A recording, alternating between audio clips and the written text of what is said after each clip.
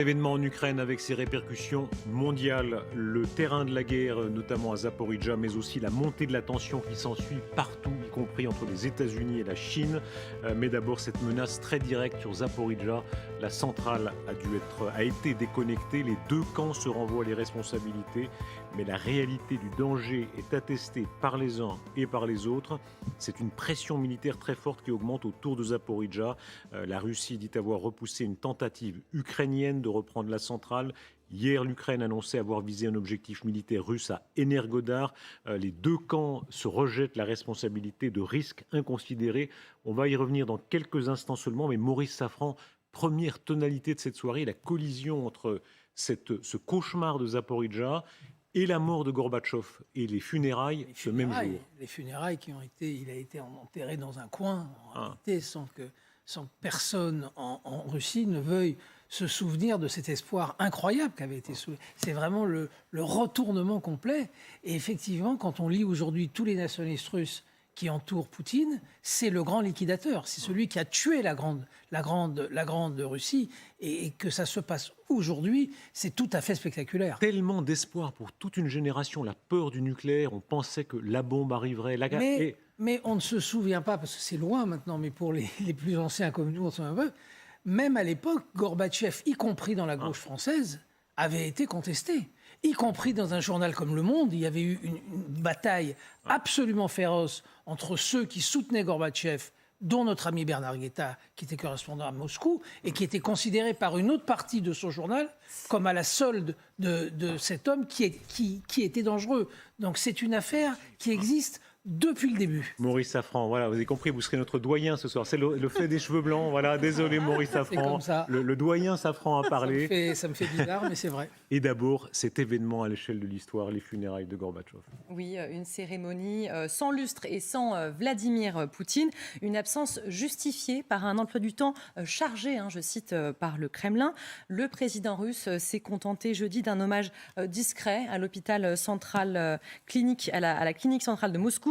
On le sait, les deux hommes ont toujours entretenu une relation complexe et sur un ton neutre, il a souligné qu'il avait eu une grande influence sur l'histoire du monde. Il s'est efforcé de proposer ses propres solutions aux problèmes de l'URSS. Aujourd'hui, quelques milliers de personnes ont toutefois fait la queue dans la matinée devant la maison des syndicats à Moscou où le cercueil de Gorbatchev était exposé afin de lui rendre hommage.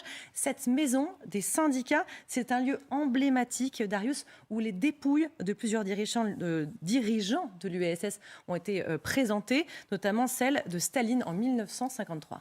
Ce qui est frappant, évidemment, c'est qu'il n'y a pas de grand deuil national. Oui, en effet, pas de deuil national.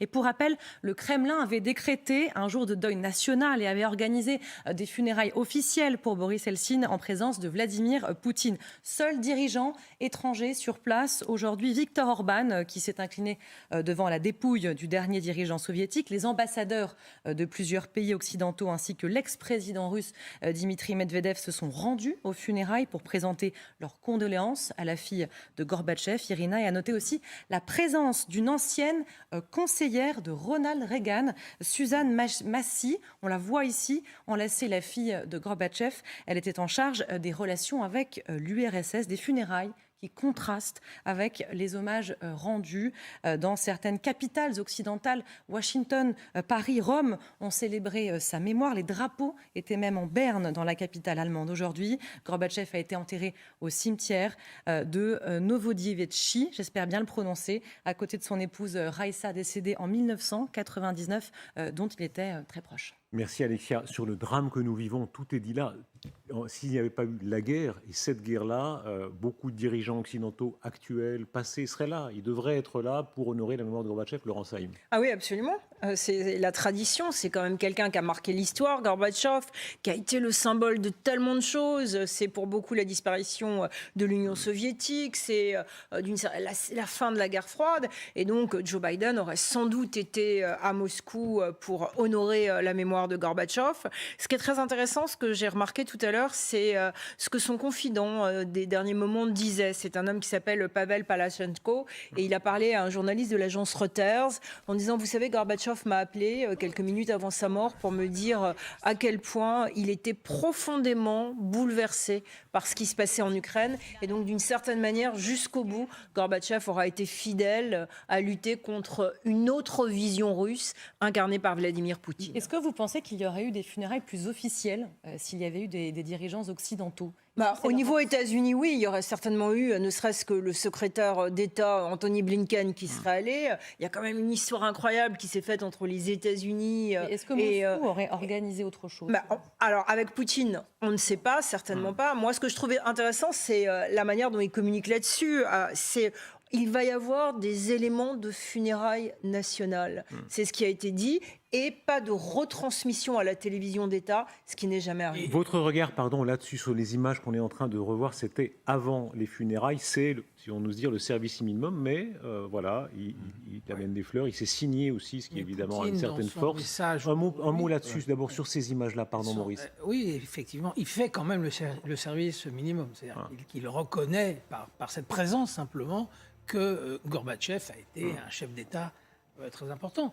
Dans le message qu'il publie aujourd'hui, Poutine dit très clairement, il fait comprendre que Gorbatchev avait une vision de la Russie qui n'est pas la sienne. Et il faut lire dans le Figaro d'aujourd'hui, il y a une interview extraordinaire de Giuliano De Ampoli, l'écrivain italien diplomate qui a écrit le fameux Mage du Kremlin, et qui raconte la Russie de Poutine idéologiquement, ce qu'est la Russie de Poutine, et c'est le contraire absolu de ce qu'était la Russie de Mikhaïl Gorbatchev. Donc ça fait un choc absolument terrible. Le symbole de la présence de Viktor Orban, il est terrifiant parce que Viktor Orban, il a été, si on veut, des années Gorbatchev. À l'époque, c'était un jeune homme. C'était un libéral. C'était un libéral, jeune homme d'avenir. On se disait, ça c'est la nouvelle Europe, celle que vous aimez, Patrick Martin-Genier. Il plaidait pour la liberté. Ça, c'est le Viktor Orban de l'époque. Oui. Il faisait mémoire de 56, le martyr des Hongrois. Oui. Il se battait pour la liberté, pour la chute de l'Empire soviétique. Et le même Viktor Orban, toutes ces décennies après, il est nettement pro-Poutine. Oui. Il est traître un peu à l'Union européenne. Il est carrément traître à l'Union européenne. Évidemment, quand il était jeune, quand on a été en Hongrie ou en Pologne ou ailleurs, en Roumanie, c'était le joug communiste, donc il fallait s'en libérer.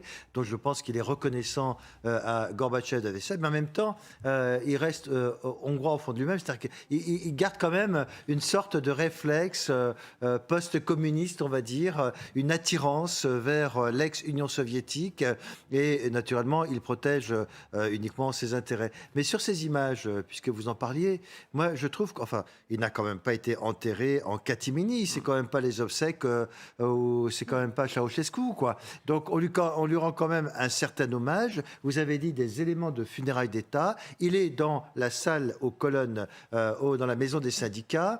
Et on a vu Gorbatchev, on a vu, Vladimir Poutine. S'il n'avait pas voulu communiquer sur ce point, il n'y aurait pas eu de caméra de télévision retransmise dans le monde entier. Donc, il y a quand même un message d'un leader à qui on rend hommage, même si on n'a pas été d'accord avec lui. Par rapport à Boris Eltsine, c'est quand même minimum. Oui, mais d'accord. Non, mais il y a quand même un et après, c'est quelqu'un qui... Non, mais on est d'accord, mais c'est quand même un ancien dirigeant, le premier dirigeant de la Russie. Et donc, je pense que quelque part, il se dit... il a une certaine, non pas admiration, ou une admiration cachée pour cet homme. Oui. Il se dit, si moi, j'avais été de sa stature, voilà ce que j'aurais aimé être. Est-ce qu'il ne sera jamais. Est-ce qu'il n'y a pas, un manque de reconnaissance quand même? Alors les Allemands vouent une reconnaissance inouïe à Gorbatchev. Ça, c'est voilà. Est-ce qu'ailleurs, même en Occident, est-ce qu'il n'y a pas un petit manque de reconnaissance? C'est assez discret quand même. Parce qu'on ne veut pas fâcher toujours la Russie. Les chefs d'État ne se sont pas fait perdument remarquer. C'est la presse européenne, c'est la presse américaine qui en a fait des tonnes, mais les chefs d'État pas tellement. C'est la journée de tous les symboles quand même. Parce qu'il y a eu une manif à Prague aujourd'hui avec 70 000 personnes, ce qui n'est pas rien. Une manif à Prague contre les hausses de prix, bon d'accord, contre l'Union européenne, contre l'OTAN, pour la neutralité militaire, 70 000 personnes.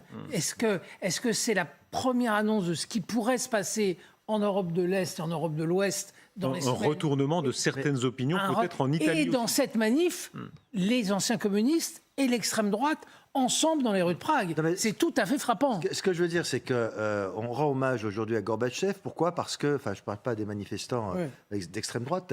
Et communistes. Et d'extrême gauche aussi. C'est quelqu'un qui a prôné le désarmement nucléaire et c'est quelqu'un qui a apporté une sorte de stabilité au monde entier, qui a quand même laissé... Il aurait pu envoyer les troupes sur Berlin, il ne l'a pas fait. Et donc, on lui est reconnaissant de cela. Et ensuite, il a signé des traités de désarmement en vue d'une dénucléarisation, même si après... Ça n'a pas eu de suite quand même. Il y a eu des contacts. Rappelez-vous sa rencontre avec Margaret Thatcher. Elle avait dit on peut faire du business avec lui. Écoutons tout de suite une réaction qui n'est pas si facile, j'imagine. C'est celle de Madame Ludmila Totieva, ukrainienne. Vous êtes là face à votre pays ennemi et on a entendu l'ambivalence de beaucoup de réactions en Ukraine. Héros ou pas héros. Quand on est une Ukrainienne aujourd'hui, pas en 91 mais en 2022, est-ce que pour vous c'était un héros, Gorbatchev ?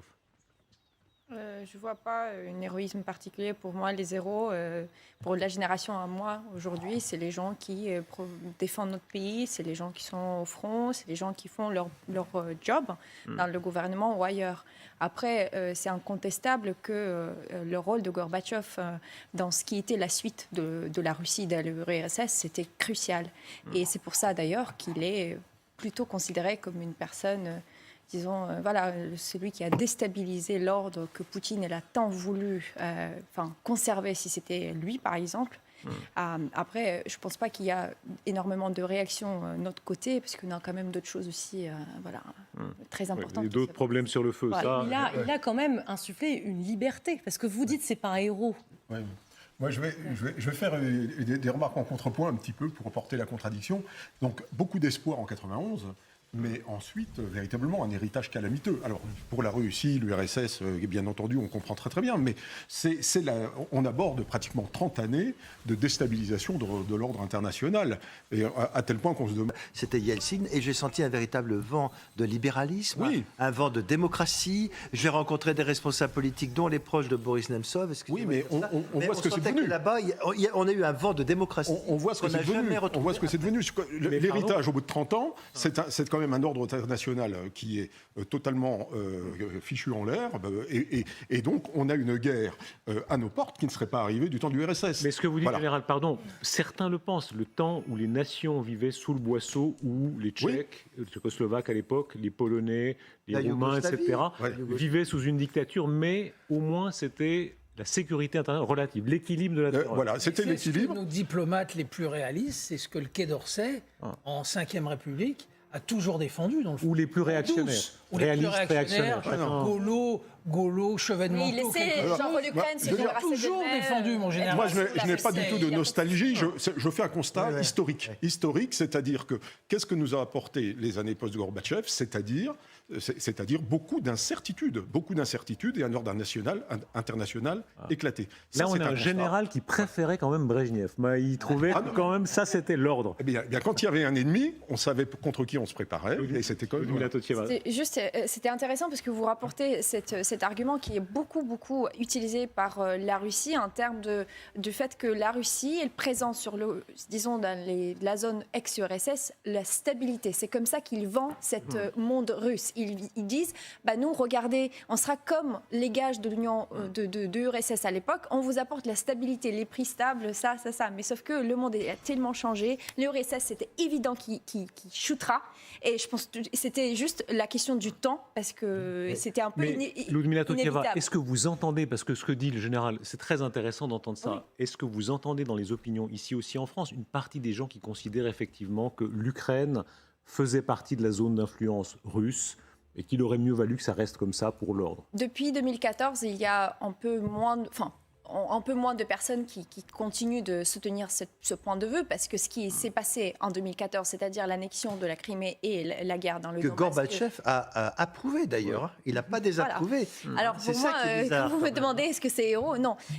Justement, c'est ça qui a changé pas mal et qui a demandé à l'opinion publique et aussi de gouvernement se poser la question, est-ce que c'est vraiment ça? Est-ce que peut-être le monde, il aurait tellement changé que c'est plus le cas, que les pays, par exemple, si vous regardez les pays, la volonté des pays comme l'Ukraine ou ceux qui ont ont rejoint déjà l'Union européenne, rester sous la botte, mais maintenant russe, voilà, il n'y a pas énormément de volonté de ce côté-là. Et avec la 2014, tout ce processus a été accéléré côté ukrainien. Alors là, rester juste les bras croisés, c'était pas une option non plus pour l'Occident. Écoutez les réactions à Moscou. Alors là aussi, il y a beaucoup de conservateurs pour d'autres raisons. En tout cas, beaucoup de Russes considèrent que Je ne Gorbatchev, suis pas conservateur. que Gorbatchev a été le liquidateur, l'auteur du délitement, du désordre et de la traîtrise en cédant trop aux Occidentaux. Je pense que c'est un traître. C'est la pire chose qui a pu arriver dans notre histoire. Cet homme ne signifie rien. Bien sûr, il nous a fait beaucoup de mal. Pour moi, c'est une sorte de politicien analphabète qui a laissé un si grand pays s'effondrer. Voilà, déception aussi. Oui, enfin ça, c'est peut-être la frange la plus nationaliste de la Russie. C'est peut-être, vous ne pensez pas parce que c'est beaucoup de Russes. Les élections, quand Gorbatchev s'est présenté aux élections, il n'avait pas grand-chose. Poutine, il a dit que la plus grande catastrophe du XXe siècle, c'était justement la chute du URSS. Et c'est ce qui était propagé depuis les débuts avec la guerre en Ukraine, et ce que les médias russes ne cesse à dire. Alors lui, il a décrédibilisé, je pense, Poutine, par sa propagande, le statut et la présence, en fait, la personnalité de Gorbatchev. Et maintenant, la population, effectivement, elle n'est pas d'accord, parce qu'il fallait aller plus fort, il fallait faire face aux États-Unis, il fallait faire ça. Quand on dit qu'elle n'est pas d'accord, il y a encore une frange de la population qui est contre cette guerre, contre cette opération. Mais là, les gens qui étaient rentrés, je pense que c'est des gens normaux. Non, mais il y a une partie de l'intelligentsia européenne et des responsables politiques européens qui dans le fond, trouve que les Ukrainiens poussent le bouchon trop loin et qui, depuis le début du conflit, n'osent pas le dire. Ils se taisent. Ils commencent à le dire un peu plus haut. Ils commencent à le dire un tout petit peu, un peu plus haut. La manif de Prague aujourd'hui est un premier signe, mais effectivement, il y a des gens, depuis le début du conflit, qui n'osent pas dire ce qu'ils pensent réellement. On va y venir dans un instant avec les conséquences internationales, avec ce qui se passe notamment entre la Chine et les États-Unis. Mais d'abord, et juste après cette pause, Zaporijjia, les événements Zaporijjia qu'on va voir avec Alexia, avec leur part très inquiétante, la pression militaire qui grandit fortement autour de la centrale. On se retrouve dans un tout petit instant. À tout de suite.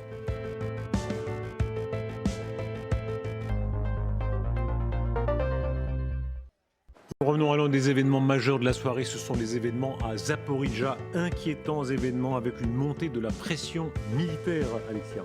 Oui, la plus grande centrale d'Europe a à nouveau été déconnectée et c'est l'AIEA qui l'a annoncé dans un communiqué. Les experts de l'agence restés sur place ont été informés par un officiel ukrainien que la 4e ligne électrique était hors service. Le site continue toutefois de fonctionner grâce à une ligne de secours. Et on a des précisions ce soir.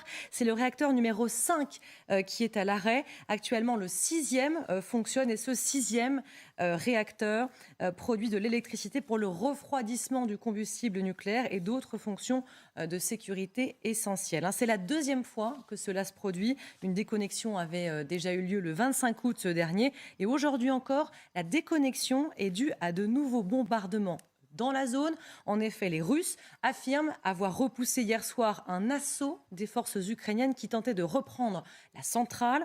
Ce que l'on sait, et il s'agit d'informations de l'armée russe, c'est que plus de 250 membres des forces navales ukrainiennes auraient tenté de débarquer vers 22h sur le littoral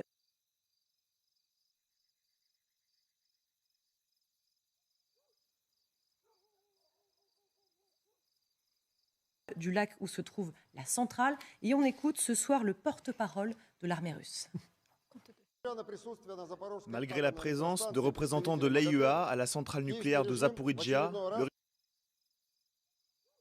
42 unités avec une force de débarquement de plus de 250 personnes, des forces spéciales et des mercenaires étrangers ont tenté de débarquer sur la côte du réservoir de Kahovka, dans la région d'Enerodar et de Dnipro, par 4 hélicoptères, dont 2 des forces aérospéciales russes, à la suite de quoi 20 bateaux à moteur ont été détruits. Lors de l'échec de la provocation, les nationalistes ukrainiens ont perdu 47 militants qui ont été tués, dont 10 mercenaires étrangers, et 23 ont été blessés.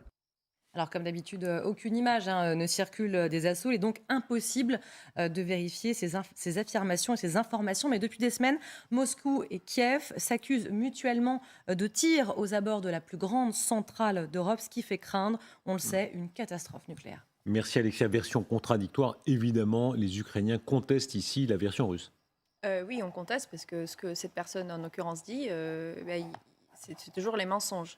Pourquoi les Ukrainiens voudraient bien reprendre la centrale, vu qu'il y a la mission du IAEA là-bas?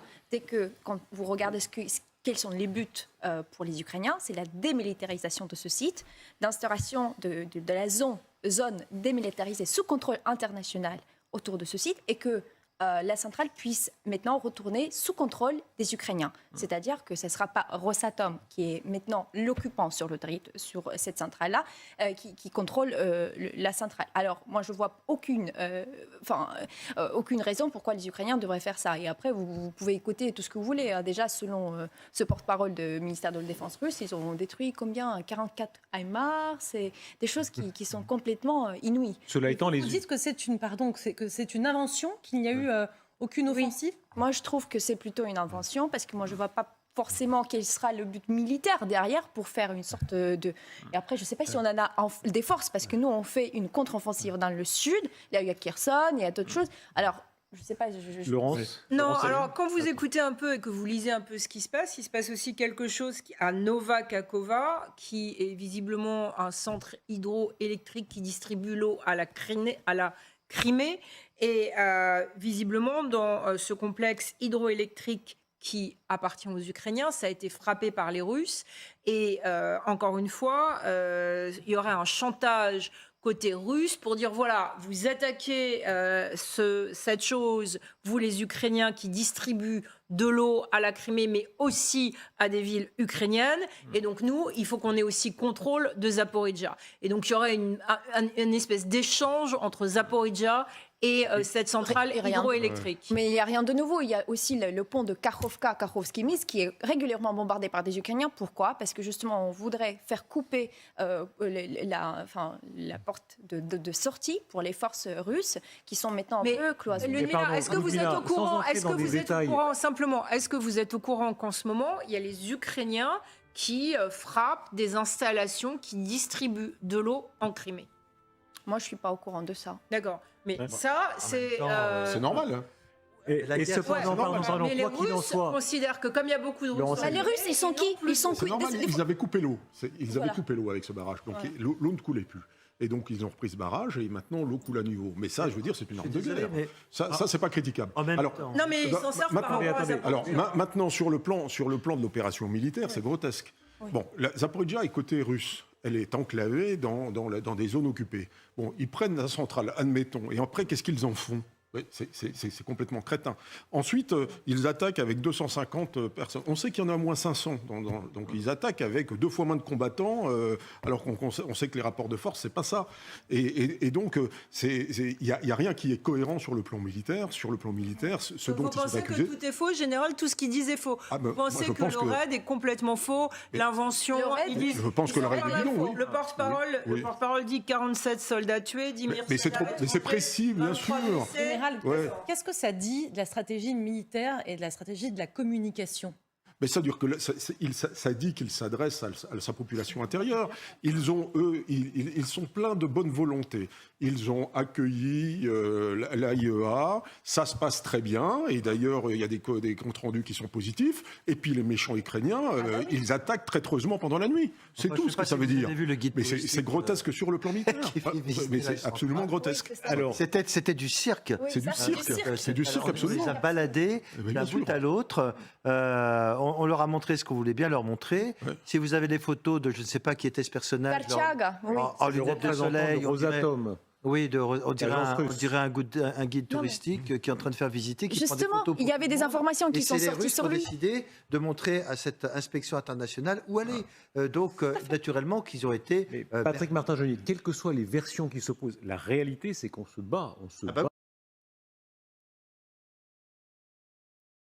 autour de cette centrale, qui est quand même quelque chose de terrifiant. Et d'ailleurs, les Ukrainiens ont dit qu'ils ont tiré à Energodar, ça ils l'ont assumé eux-mêmes. Donc il y a tir et contre-tir dans les deux camps, visiblement. On se bat autour de la centrale. Mais évidemment qu'on se bat. Bien sûr, Et c'est une zone de C'est tout guerre. à fait normal qu'on se batte. Enfin, autour d'une centrale, non, c'est pas tout à fait normal. Si, et les Ukrainiens ont un droit tout à fait bien sûr, ils inaliénable sont de chez eux, récupérer cette bien sûr. centrale en étant prudents. Ils ne sont pas imprudents, ils ne bombardent pas les réacteurs, mais ils sont obligés de faire une approche militaire pour reprendre cette centrale. Car ce qui est extraordinaire, on est en train tous d'être victimes de ce langage des Russes qui nous disent attention, tout cela, c'est de la faute des Ukrainiens. Et donc l'objectif des Russes aujourd'hui, c'est de cristalliser. La première faute est russe, ils occupent un terrain qui n'est pas leur. Ça, on est bien d'accord. Mais d'accord. À partir de là, ils ne veulent pas démilitariser la zone, ils veulent y rester et ils veulent effectivement un arbitrage international qui va leur permettre de rester de façon indéfinie sur cette centrale. Ils vont avoir Erdogan, puisque Erdogan a téléphoné aujourd'hui à Poutine en se proposant comme médiateur. Comme facilitateur. Donc, encore une fois, Erdogan,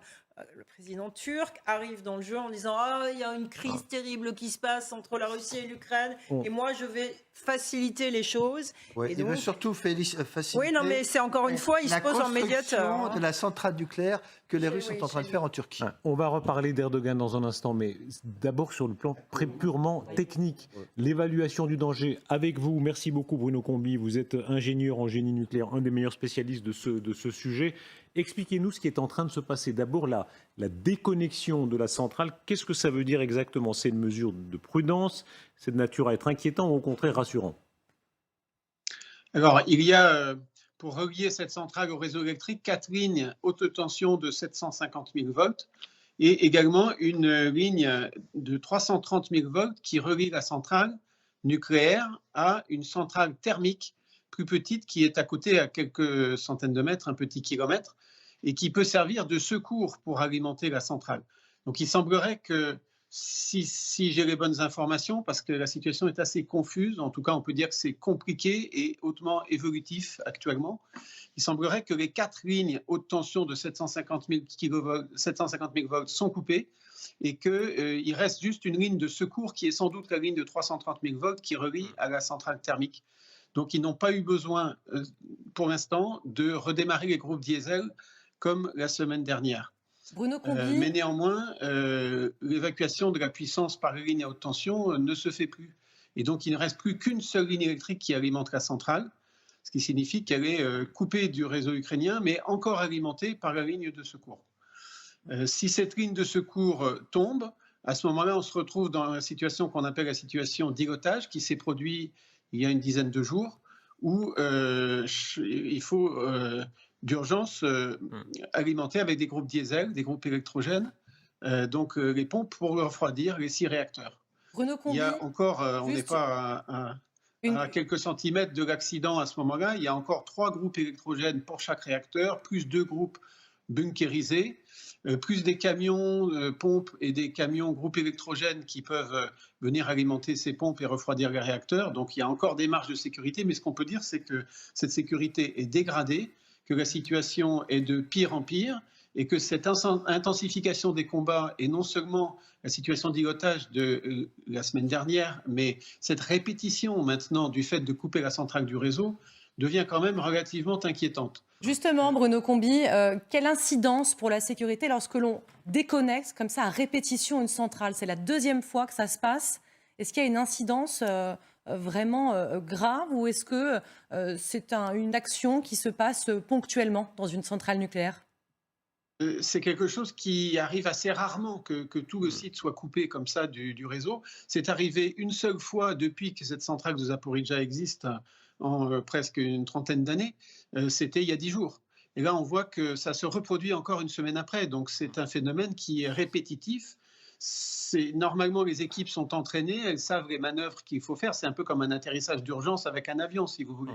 Il y a des procédures prévues, l'avion ne s'est pas crashé, mais c'est toujours délicat comme manœuvre. Bruno Combi, restez avec nous, mais qu'on ait aussi l'éclairage militaire. On entendait le professeur qui disait c'est normal, on se bat autour d'une centrale, et bien sûr, chaque camp se bat, mais là, quel est le degré de danger quand on dit qu'un obus est tombé à moins de 2 km, quand on voit qu'on bombarde à Energodar, qui est la ville juste à côté? On peut espérer que des deux camps visent juste, mais enfin, est-ce qu'il y a un degré de danger élevé? Pas à 2 km, non.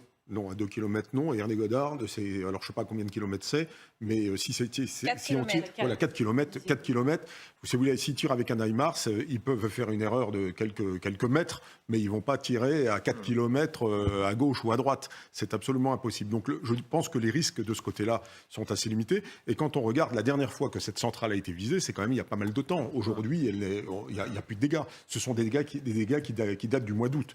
Hein. Et puis je rappelle cette belle trajectoire balistique qui vient des territoires occupés dont on a parlé hier soir. Hein, clairement, quand il y a une trajectoire balistique, le missile arrive avec un angle et l'angle indique clairement que ce missile venait du côté des territoires occupés. Ça fait aucun doute. De fait, est-ce que les Russes sont en train de renforcer leur position d'incontournable, c'est-à-dire on est obligé de passer par eux? On va parler du gaz dans un instant. Ce piège-là se poursuit et il s'aggrave. Je pense qu'il s'aggrave parce que nous n'avons aucun moyen de les repousser en dehors de cette centrale. C'est eux qui la gèrent. Ils ont plusieurs centaines de militaires qui sont là. On a vu qu'ils avaient torturé certains personnels techniques. L'un d'entre eux est décédé, est mort de ses blessures. Et donc aujourd'hui, on est là sur une pression du personnel qui n'est plus en situation de faire fonctionner correctement cette centrale. Et on a dit cette centrale avait été construite par les Russes. Ils connaissent comment elle fonctionne. Non, parce que c'est une centrale qui a été modernisée depuis 30 ans. Et donc les fameux techniciens russes qui viennent là ne sont plus à la page. Est-ce que c'est une manière d'utiliser des moyens non conventionnels? Il n'y a pas moins conventionnel que ce qu'on est en train de faire à Zaporijia, parce que les moyens conventionnels marchent moins bien. Écoutez, la télévision russe, elle reconnaît, c'est un aveu très intéressant, qui rencontre des difficultés dans la guerre conventionnelle. Écoutez-les. Вне этих территорий, готовые посылать людей, готовые давать им оружие, готовые в их голову загружать разную степень радикальности информацию, мы, к сожалению, тут окончательной победы, как мне кажется, не достигнем. Совершенно верно.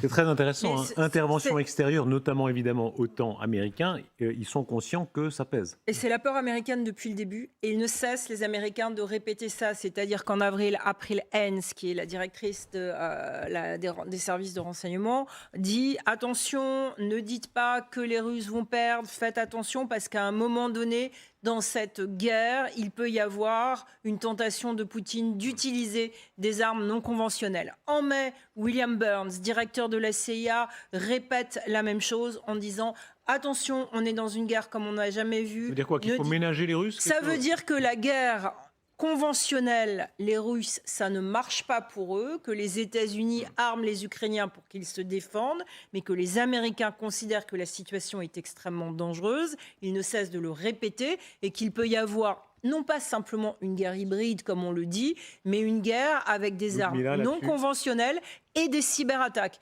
Et encore une fois, c'est déjà en cours. De toute manière, c'est déjà en cours la guerre non conventionnelle, guerre hybride, comme on appelle, avec des cyberattaques, avec la militarisation du site civil. Il n'y a pas de problème dessus. La question, c'est qu'est-ce qu'on fait? Alors, on cède à des manipulations de la part de Poutine. Alors, on dit, ah voilà, maintenant, et ça fait trop peur. Et ça veut dire que tu cèdes à un terroriste qui manipule. Lui, il a besoin de cette centrale. Il ne va pas faire exploser la centrale parce qu'il a besoin d'alimenter tout le sud, la Crimée, qui est en pénurie. Alors lui, il va juste jouer sur la peur qui est en Europe, la peur qui est l'historique qu'on a. Là, j'entends vos arguments, mais il ne joue pas simplement sur la peur. Il a les moyens de cette menace. Et c'est ça qui est très dangereux. Oui, il ne faut pas sous-estimer ça. Quelle sera la réponse? C'est ça la question. Est-ce qu'on se plie parce que lui, il est beaucoup plus fort et parce qu'il manipule?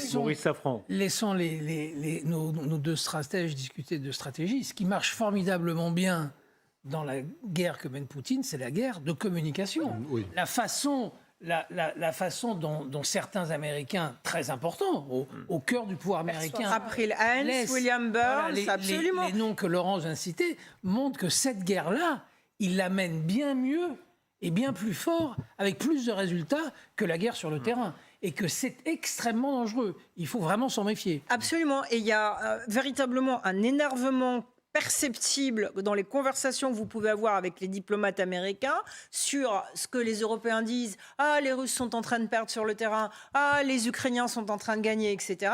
Qui, d'une certaine manière classique, existent, mais d'une manière non conventionnelle.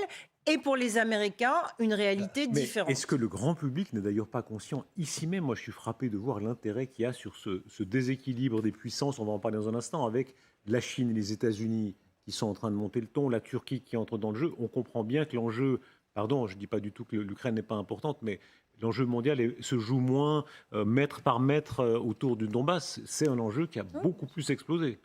Non, mais il y a une prise de conscience, juste une seconde, il y a une prise de conscience quand on parle avec les gens, avec ses amis, sa famille, etc.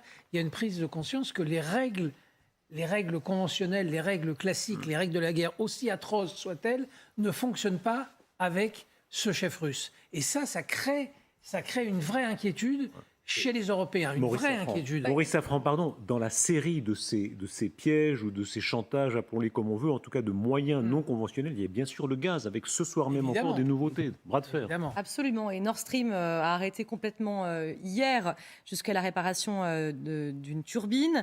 Et Gazprom annonce ce soir qu'elle poursuit ses livraisons de gaz à l'Europe via l'Ukraine. L'annonce est tombée aujourd'hui, 42,7 millions de mètres cubes de gaz seront livrés à l'Europe via donc l'Ukraine, on l'a compris. L'Ukraine assure en effet le transit de gaz russe vers l'Union européenne avec ses 38 600 km de gazoducs hérités de l'ère soviétique. Le pays possède la plus grande infrastructure de transit au monde et reste crucial pour le transport du gaz russe vers l'Europe qui continue bien donc d'être acheminé par le biais du réseau Brotherhood qui traverse l'Ukraine. Malgré la guerre en Ukraine, le russe Gazprom et l'entreprise énergétique d'État ukrainienne Naftogaz maintiennent une trêve commerciale afin que ce secteur qui est capital pour les deux pays maintienne la tête hors de l'eau. Et selon le Wall Street Journal, en 2021, 11% du budget de l'Ukraine provient de Naftogaz. L'an dernier,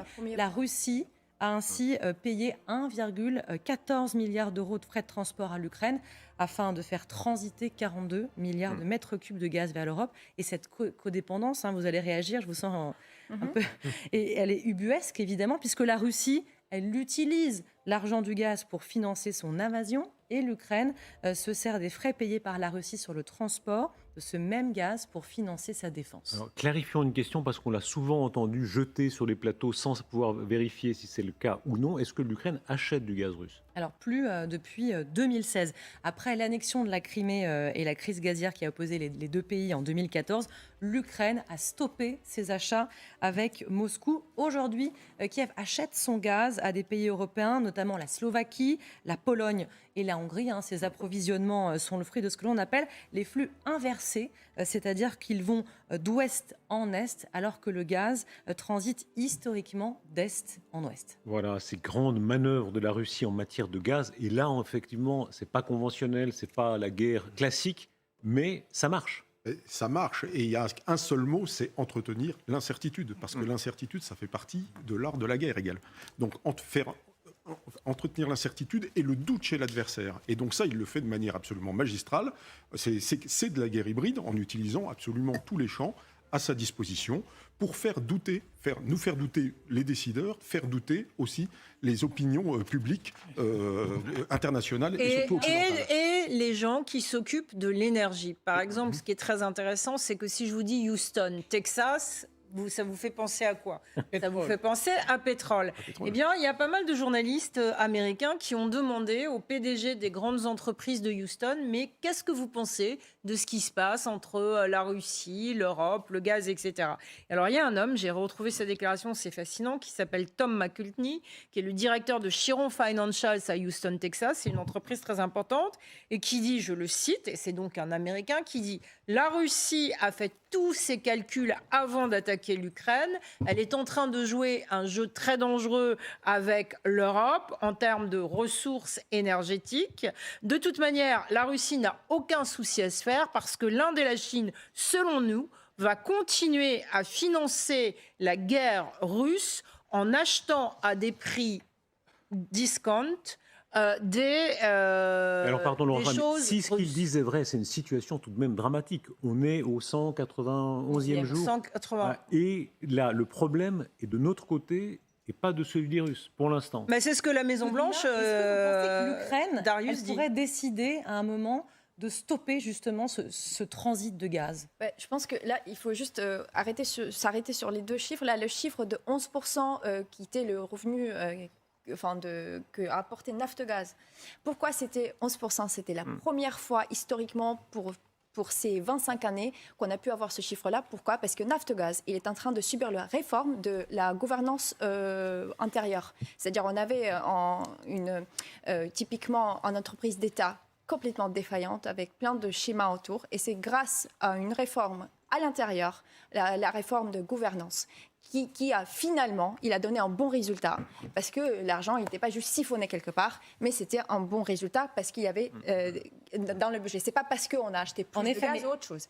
Alors, et sur le transit, il y a aussi des responsabilités que l'Ukraine est là face à l'Union européenne parce que nous, on n'achète pas de gaz russe, mais on est pour les Russes depuis 2014 quand même incontournable pour faire passer le gaz. Alors, il y a effectivement la question de transit. Et d'après ce que moi, j'ai lu sur les informations, quels sont les tubes qui les gazoducs. Les gazoducs. Il y a juste, par rapport à 4 ou 5 qu'on avait, il y a juste une seule qui reçoit effectivement le gaz qui est pour l'Union européenne.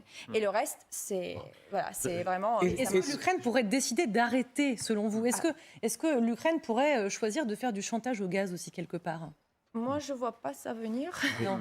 Pour que les Européens ferait du chantage sur les Européens, ce serait quand même un petit peu gonflé alors qu'on les soutient. Pour les faire réagir. Il ferait du chantage sur les peuples qui soutiennent. Qui soutiennent, c'est exactement ce que... Mais ce que disait le général tout à l'heure, c'est une guerre absolument fondamentale. C'est la guerre... C'est la pression maximum sur les opinions européennes. Oui, c'est là que ça se joue.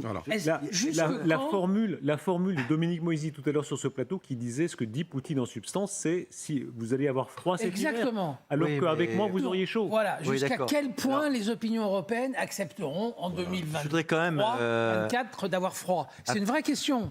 Apporter une précision, parce que l'économie ne s'arrête pas à cause de la guerre, malheureusement, on va dire, ou heureusement. Et naturellement, on dit toujours, c'est Vladimir Poutine qui maîtrise tout. Mais Gazprom a besoin de faire du profit. C'est une société qui est cotée en bourse. Et j'ai appris en lisant la presse internationale cette semaine qu'il y allait avoir une assemblée générale des actionnaires de Gazprom à la fin du mois et qu'on va distribuer des dividendes. Alors qu'avant, au mois de juin, on avait dit qu'il n'y avait plus de dividendes. Donc Gazprom a aussi un intérêt économique à continuer à exporter. Et ça, on ne le dit pas suffisamment. Ce débat sur les sanctions, il existait. On va parler tout à l'heure de nouveau de Gorbatchev. On va entendre un extrait d'une interview que nous avions réalisée en 2014, donc c'est après l'annexion de la Crimée.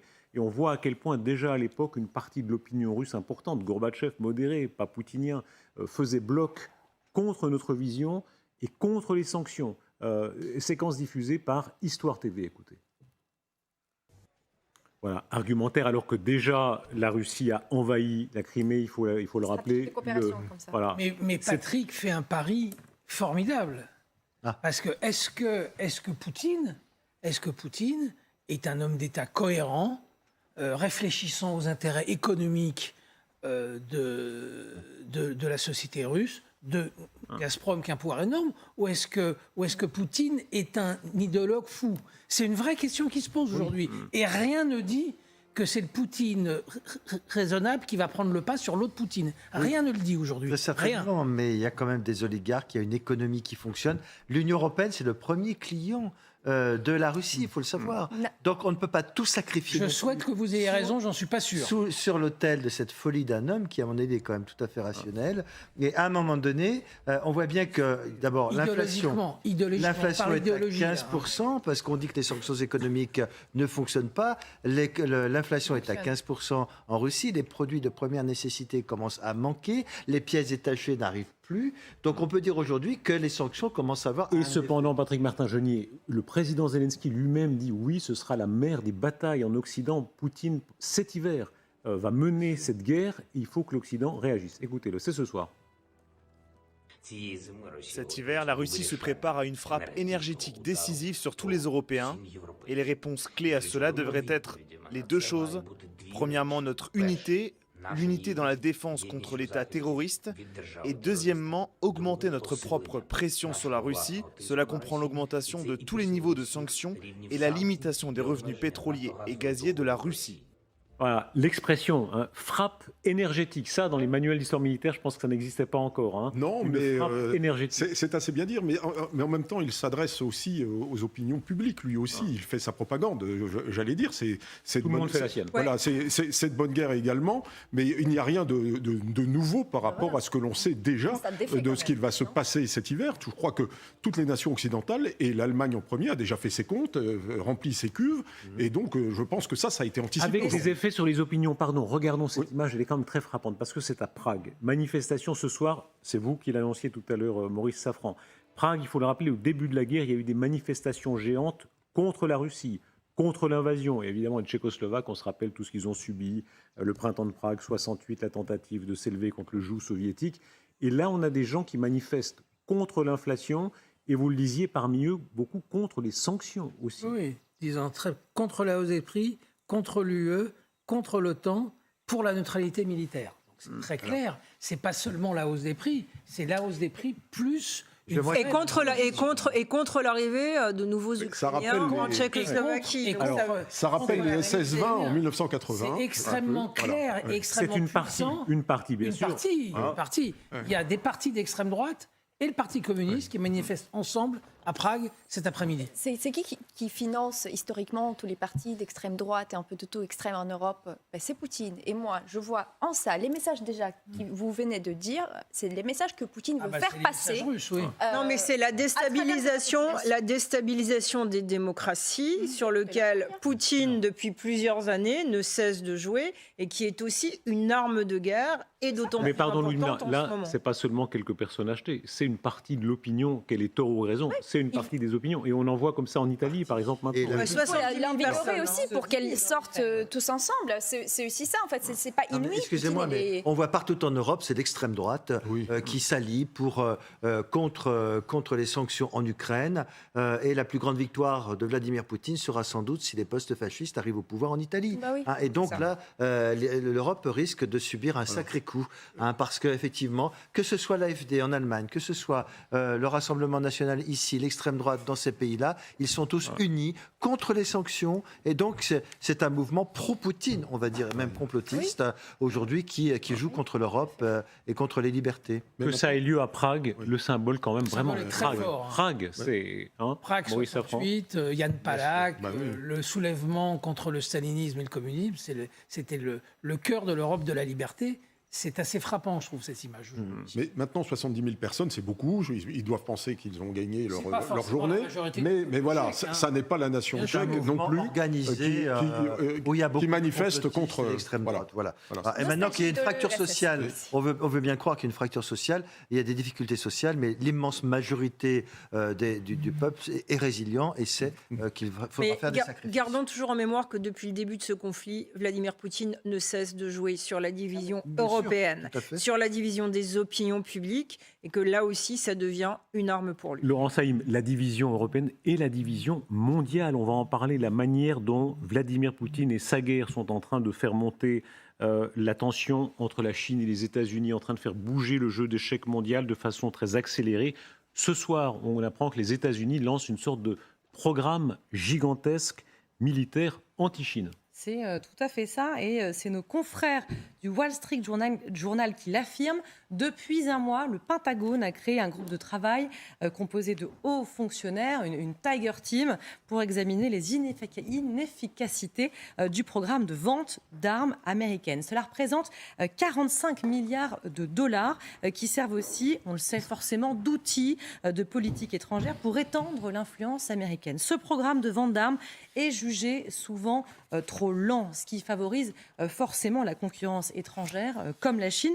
Le but aujourd'hui, c'est de rationaliser ce programme. Voici ce que dit l'ancien secrétaire de la Marine qui se félicite de l'examen du Pentagone. Le bâtiment doit gagner en agilité. Nous sommes sclérosés, nous sommes arthritiques. Nous devons nous en remettre. On comprend ici l'urgence des États-Unis alors qu'elle fournit des armes à l'Ukraine et que les tensions sont croissantes avec la Chine. Le problème, en fait, pour les États-Unis, c'est que la Chine est aujourd'hui, Darius, capable de vendre des armes sophistiqué, rapidement et à un prix compétitif. La Chine a exporté entre 2010 et 2020 environ 17 milliards de dollars d'armes conventionnelles. 77% sont allés aux pays asiatiques et près de 20% à l'Afrique. Alors, pour s'aligner, les États-Unis doivent faire bouger, on l'a compris, le mastodonte, d'autant que le système américain est conçu pour fonctionner en temps de paix et non pendant que les États-Unis fournissent des milliards de dollars de matériel militaire à l'Ukraine. Alexia, merci beaucoup. Prenons la mesure là de ce qui est en train de se parler. Ce sont des dizaines de milliards de dollars. Patrick Martin-Genier, il y a une montée, un réarmement mondial qui est très impressionnant. Oui, c'est ça qui est tout à fait inquiétant, mais qui montre bien que les États-Unis sont bien déterminés à rester les gendarmes du monde et face à cette menace, effectivement, de la montée des puissances nucléaires, dictatoriales, à ambition impérialiste, qui, effectivement, veulent montrer leur force pour reconquérir ce qu'ils considèrent comme étant leur propre territoire. Qui est impérial en la matière? Quand on écoute le déploiement militaire que décrit Alexia, quand on rappelle la carte des bases américaines dans toute la région, évidemment, est-ce qu'il y a un empire, sans doute, de la démocratie qu'est les États-Unis, mais est-ce qu'il n'y a pas impérialisme contre impérialisme quand on voit que les Américains sont présents dans tant de points de la région? Est-ce que c'est aussi une forme de... Face à face, d'ailleurs, Darius. Face à face. Hein? Oui, mais on ne va pas refaire l'histoire. Si on va refaire l'histoire, justement, Patrick, Laurent Saïm, attendez, on a les deux avis. C'est un tout petit peu plus complexe que ce que vous êtes en train de dire. Il y a des accords qui sont régis, qui ont été établis en 1979 par le président Carter. Ça s'appelle le Taiwan Act. C'est légalement, ça autorise et ça force les États-Unis d'une certaine manière à livrer des armes à Taïwan. Et donc, depuis 1979, eh bien, les Américains sont obligés de livrer des armes à Taïwan. Alors maintenant, ça intervient. Il n'y a pas que Taïwan, là, pardon. Non, mais ça intervient. C'est le reste du monde. Le reste du monde. Il n'y a pas que Taïwan, il y a le Japon.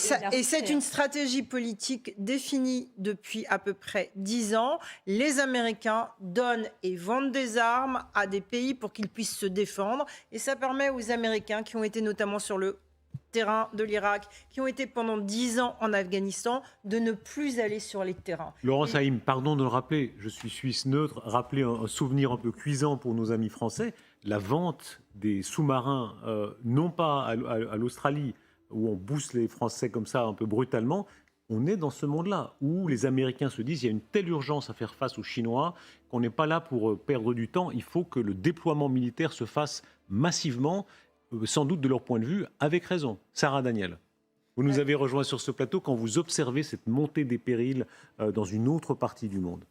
Oui, mais que ce soit dans cette autre partie du monde ou même à propos du conflit ukrainien, tout est en train de se redessiner. Et les accords qui justement régissaient un peu cet ordre international sont en train d'être violés petit à petit au gré des intérêts des uns et des autres. Si vous regardez aussi ce qui se passe là en Lituanie, voilà, ces sanctions contreviennent, si on écoute les Russes, à des accords qui en effet étaient en vigueur. Donc évidemment, on voit maintenant tout ça se redessiner. Est-ce que les Américains sont un impérialisme face à un autre? Nous, en tout cas, pour nous, ils sont dans le camp de la démocratie face aux Russes et aux Chinois. Est-ce que là, l'Europe est larguée, en général? Non, parce que la France, elle doit être le troisième exportateur ou troisième ou quatrième exportateur mondial d'armes. Je crois qu'elle est. C'est même la première puissance 18 milliards par an à peu près. Donc l'Allemagne, qui est très discrète, est un bon exportateur également, au moins 6-7 milliards tous les ans. Donc je ne pense pas qu'on soit largué là-dessus.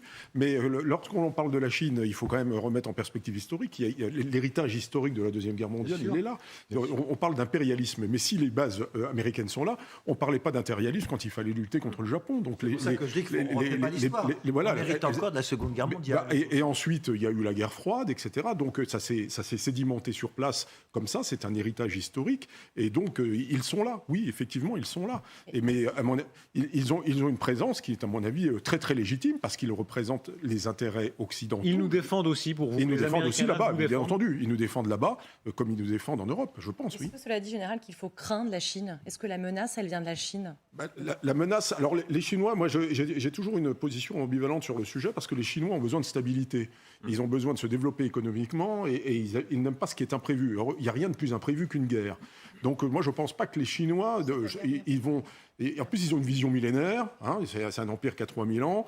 Donc ils font les choses calmement et ils préfèrent la soft power, les routes de la soie, etc. Ils sont en train de nous conquérir calmement. Moi, je crois moyennement à une invasion de Taïwan parce que pour mettre en scène des effectifs, une marine et des effectifs militaires pour envahir Taïwan et franchir un détroit de 180 km, mais c'est absolument considérable. C'est bien plus que ce qu'il faudrait qu'il fallait pour le D-Day en 1944. Qui pousse le plus aujourd'hui à l'escalade, indépendamment de toutes les considérations morales, qui a raison, etc. Est-ce que ce sont les Américains qui sont en train de pousser à l'escalade ou est-ce que ce sont les Chinois davantage, en termes militaires simplement? Qui pousse le plus? Là, actuellement, les Chinois poussent, mais il y a Taïwan derrière et effectivement, les Américains les titillent. Hein. Donc là, il n'y a aucun doute. Mais il y a une posture également. Moi, je ne pense pas que la Chine soit ni en mesure de faire la guerre actuellement, ni ait la volonté de débuter un conflit demain matin. Maintenant, la rhétorique guerrière, elle leur appartient, mais elle est nette, c'est indéniable. Maintenant, les Américains, aujourd'hui, ont clairement défini que leur principal ennemi au XXIe siècle, je parle sous votre protection, était la Chine. Est-ce qu'il y a une sorte de plan, quand on revoit les images de Vladimir Poutine et de Xi Jinping ensemble à Pékin, je crois, c'était en février, je crois le 4 ou 6 février de cette année, donc juste avant l'invasion de l'Ukraine, est-ce qu'il y a eu une forme d'arrangement, de plan qui est en train de se continuer où chacun joue ses pions, évidemment, avec ses avantages et ses arrière-pensées? Oui, franchement, moi je pense que la Chine, elle attend que la Russie soit assez affaiblie pour qu'elle puisse croquer et prendre la moitié du territoire, ce qu'ils font déjà un peu d'une manière plus soft économiquement ou avec des Chinois qui vivent énormément dans tout ce qui est partie Sibérie ou autre. Et pour moi, je dirais que c'est tout à fait logique de voir qu'il y a la militarisation du côté des grandes puissances, comme on peut dire, parce que même si on parle de la guerre en Ukraine, c'est les États-Unis qui sont les premiers à nous livrer des armes en quantité et en qualité qu'il nous faut. Et plus qu'on est d'accord que ça va durer, cette guerre, il faut qu'ils ont une capacité de nous les livrer, même pour nos besoins, par exemple, à long terme. Et pour ça, il faut rebooster toute la machine d'armement. Et après, c'est après logique aussi avec tous les défis, comme dans l'Indo-Pacifique ou ailleurs. Alors, je pense que l'Europe... elle devrait aussi peut-être en bout d'un moment se réveiller et se dire voilà, c'est quand même un monde qui change, qui se redessine. C'est les rapports de force qui changent, la nature de ces forces. Mais l'Europe n'a aucune capacité en matière de défense. Ça, ce sont des États. C'est d'abord la France. Je dirais parce qu'il ne faut pas avoir sur le plan économique, oui, mais sur le plan militaire, l'Europe n'est rien, n'est qu'un nain militaire. Nous sommes, on n'est pas encore une puissance politique, on est essentiellement une puissance économique. Et c'est là où il y a l'OTAN et il y a aussi ce grand le problème de sentiment très anti-américain qui est présent en Europe. Et pour autant, avec ce sentiment anti-américain, on comprend l'Europe elle-même, elle ne peut pas se défendre militairement. Ludmilla, pour alimenter vos discussions, les tweets de l'ambassade de Chine, est-ce qu'on est en train de méconnaître à quel point une sorte de guerre se déclare entre la Chine et l'Occident, ou en tout cas la Chine et les États-Unis? Ils sont d'une force considérable. Les États-Unis et leurs valets espèrent se servir de la question des droits de l'homme pour chercher noise à la Chine. Ils ne méritent pas, ils seront voués à l'échec. Pour monter au mât, il vaut mieux avoir le derrière propre. C'est très important ce qui se passe sur le compte de l'ambassade de Chine en France, parce que vous êtes dans une opération de communication absolument incroyable. Vous avez des tweets de plus en plus violents depuis un mois contre les États-Unis, qui sont désormais nommés, et en même temps, vous avez des tweets montrant la beauté, la paix de la Chine, avec des clips montrant des femmes qui marchent dans des champs. Il y a une alternance un peu, les pandas, la naissance des pandas. C'est le panda, etc. Et puis, alors vous avez 2 tweets sur les pandas, le bonheur, la sérénité, et d'un seul coup, un tweet sur les Américains, ces diables, ces valets absolus, etc. On a parlé des Ouïghours cette semaine, ça ne leur a pas plu du tout. Donc ils rétorquent effectivement sur ce ton. Oui, mais ce tweet mériterait une convocation au Quai d'Orsay. Oui. Alors lisons les autres tweets parce qu'effectivement on sent qu'il y a une démarche. Il y a une démarche. D'ailleurs, il y a une partie des opinions. Il y a une escalade absolument incroyable. Critique sur les États-Unis, mais le gouvernement français, cette fois c'est la France, incapable de démêler le bien du mal, s'aligne aveuglément sur les États-Unis pour stigmatiser et injurier la Chine. En agissant ainsi, il a perdu totalement sa position diplomatique indépendante et torpillé gravement les relations sino-françaises. C'est ce que d'ailleurs Moscou dit tout aussi bien assez souvent. C'est exactement ça. C'est-à-dire il y a un alignement. On ne parle plus du tout de la guerre en Ukraine. On parle d'une guerre contre l'Occident, contre les États-Unis. Et là, Poutine, d'une certaine manière, est en train aussi de gagner ce message. C'est-à-dire qu'au départ, c'était l'invasion de l'Ukraine avec des valeurs auquel nous sommes tous extrêmement attachés. Et maintenant, on est dans la mondialisation de ce conflit en termes de communication avec la Russie, la Chine et d'autres pays aussi qui jouent sur l'anti-américanisme dont vous parlez, Ludmilla. Sarah Daniel, vous êtes une extraordinaire grande reporter. Vous avez fait le tour du monde dans tous les sens. Là, ce dernier tweet de l'ambassade de Chine, dites bien à quel point, bien sûr, là, c'est de la tweet de propagande, mais est-ce que ça fait écho à un certain nombre d'opinions en Chine, en Afrique et ailleurs, quand ils disent les États-Unis ne doivent-ils pas calculer combien d'indemnités ils devraient payer pour les centaines de milliers de civils musulmans en Afghanistan, en Irak et en Syrie, massacrés par eux et leurs alliés. Ce fameux argument de comparaison qu'on entend de plus en plus, oui l'Ukraine, mais il y avait l'Irak, il y avait la Libye, etc. Oui, on a un peu l'impression là qu'ils prennent la place du leader de Monde Livre qu'avait à un moment l'Iran et qu'ils fédèrent en effet tous les gens qui sont contre l'Occident et qui sont très nombreux. Hein, il faut le rappeler, c'est quand même énormément de gens, que ça soit majoritairement le monde musulman. Enfin, beaucoup on voit d'ailleurs qu'ils ont réussi, que les Russes ont réussi à mobiliser parfois au cours de manifestations en Afrique. Donc en effet, nous on sous-estime toute cette partie du monde qui est qui vocifère beaucoup à l'encontre de l'Occident. Moi, je voudrais simplement, Darius, si je peux me permettre, Sarah et moi, on était ensemble à Bagdad en 2003. On a vu les Américains et elle travaillait pour le Nouvel Observateur et on a vu beaucoup de choses, oui, mais on a vu toutes les deux, moi je travaillais pour un média américain à l'époque, on a vu beaucoup de choses qui n'étaient pas bien faites par les Américains. Et on s'est dit à un moment donné, ce qui se passe là-bas en Irak va créer pendant des années un ressentiment anti-américain. On le paiera. Les Occidentaux, et à un moment le donné, l'Occident paiera ce qui s'est passé. N'oublions pas en 2004 ce qui s'est passé dans la prison d'Abu Ghraib. Et Sarah était sur place. Elle a travaillé là-dessus de manière incroyable. Et ça, les Américains sur des terrains ont fait des erreurs. Et ils sont en train, des années plus tard, de payer cet anti-américanisme. Ou est-ce que nous payons dans la foulée? Tu as tout à fait raison. En même temps, je ne suis pas sûre que la Chine, Abu Ghraib et tout ça, c'est pas ça qui les mobilise, si tu veux. Mais bon, ils arrivent en effet comme ça à fédérer. Mais ce qui les mobilise en ce moment dans le combat, c'est la chose sur Taïwan. Moi, je crois qu'il faut y revenir. Au départ, pourquoi les Américains sont d'une certaine manière pour Taïwan? Parce que Taïwan fabrique des microprocesseurs et qu'en 1979, le président Carter, avec son administration, se disent attention, il ne faut certainement pas que la Chine contrôle les microprocesseurs, il faut qu'on soit du côté de Taïwan. Ils sont à ce moment-là dans une guerre économique. Et en ce moment, Taïwan fait des microprocesseurs de la dernière génération dont on a tous besoin. Et les États-Unis sont absolument convaincus qu'il faut absolument ne pas laisser tomber Taïwan aux mains des Chinois. Patrick Martin-Genier. Sur le plan stratégique, vous évoquiez donc l'accord de 1979, c'est quand même cette notion d'ambiguïté stratégique. C'est quoi l'ambiguïté stratégique? C'est qu'on ne sait toujours pas ce qu'on fera si la Chine devait envahir Taïwan. Ça, c'est important. Quel est votre pronostic? Quel est votre pronostic? Qu'est-ce qui se passe? Franchement, s'il y a une action, même si ce n'est pas un envahissement total, mais une action, une provocation, un acte chinois sur Taïwan, que font les Occidentaux? Ce sera, à mon avis, il ne se passera rien. Comme il s'est passé en Ukraine. C'est-à-dire qu'on enverra des armements, c'est une obligation de ce traité, mais si jamais les Américains devaient débarquer à Taïwan, ce serait effectivement synonyme, selon moi, de Seconde Guerre mondiale. Troisième Guerre mondiale, pardon. Déjà. Ça passe vite. Ça passe trop vite.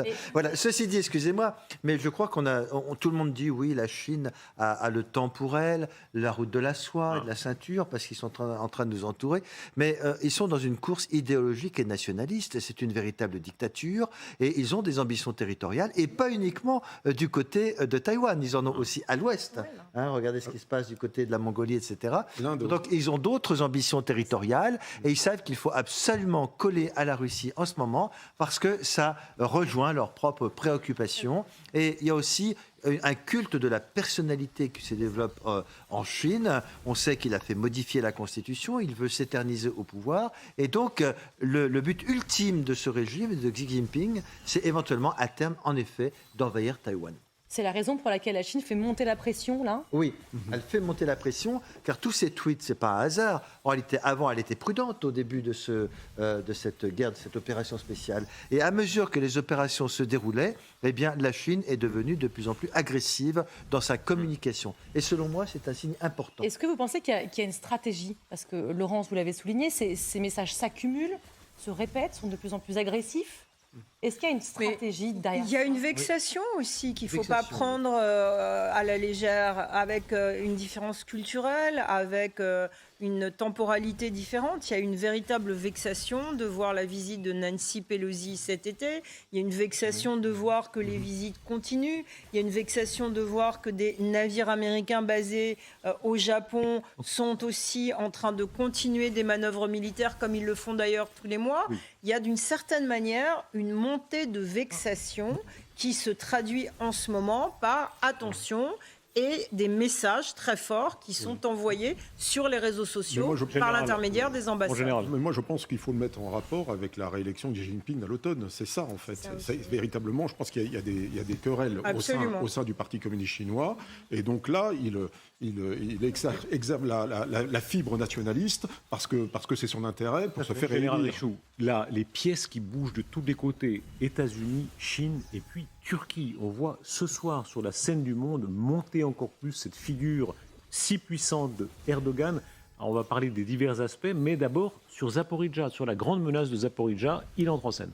Absolument, et ça s'est passé aujourd'hui lors d'un entretien téléphonique entre Erdogan et Vladimir Poutine. Le président Erdogan a en effet déclaré que la Turquie pouvait, une fois encore, jouer le rôle de facilitateur à la centrale de Zaporijjia, un rôle de médiation qu'Erdogan a déjà occupé pour l'accord sur les céréales. Pourquoi ? Eh bien parce que la Turquie, elle entretient de bonnes relations tant avec Moscou que Kiev. D'un côté, Ankara a fourni à l'Ukraine des drones militaires. De l'autre, elle a refusé de se joindre aux sanctions occidentales décrétées contre la Russie après l'invasion de l'Ukraine. Au-delà de jouer les médiateurs, il est à l'offensive. Erdogan sur d'autres fronts. Il s'attaque aujourd'hui à la Grèce, accusée de violer l'espace turc aérien. Écoutez. Et voilà. Votre occupation des îles de la mer Égée ne nous lie en rien. Le moment venu, nous ferons le nécessaire. Comme nous le disons, nous pouvons arriver subitement la nuit. Nous avons un mot pour la Grèce.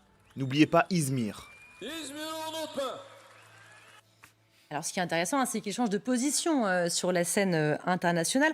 Quand l'Europe lui a fermé le nez, lui a fermé la porte au nez, on imagine bien que ça a dû piquer sa susceptibilité, la susceptibilité du mégalomane d'Ankara. Aujourd'hui, il est un acteur qui compte, c'est indéniable, et il a le sens des rapports de force. Regardez, ces images l'attestent, elles datent du 20 juillet dernier, on s'en souvient, lors du sommet tripartite organisé à Téhéran. Il va faire attendre Vladimir Poutine 45 secondes. Alors, cela n'a l'air de rien, mais en politique, les mots, les gestes ont un sens. Et quand on est le président, comme Vladimir Poutine, d'une des plus grandes puissances mondiales, eh bien, 45 secondes, c'est long. Et Vladimir Poutine le sait bien, lui qui a fait attendre la reine d'Angleterre pendant 13 minutes, ou encore Donald Trump pendant 45 minutes. Mais qu'il soit désormais celui qui patiente, eh bien montre qu'il n'est plus en position de force. Et en le faisant attendre, Erdogan lui a signifié que le soutien d'un pays intégré au concert des nations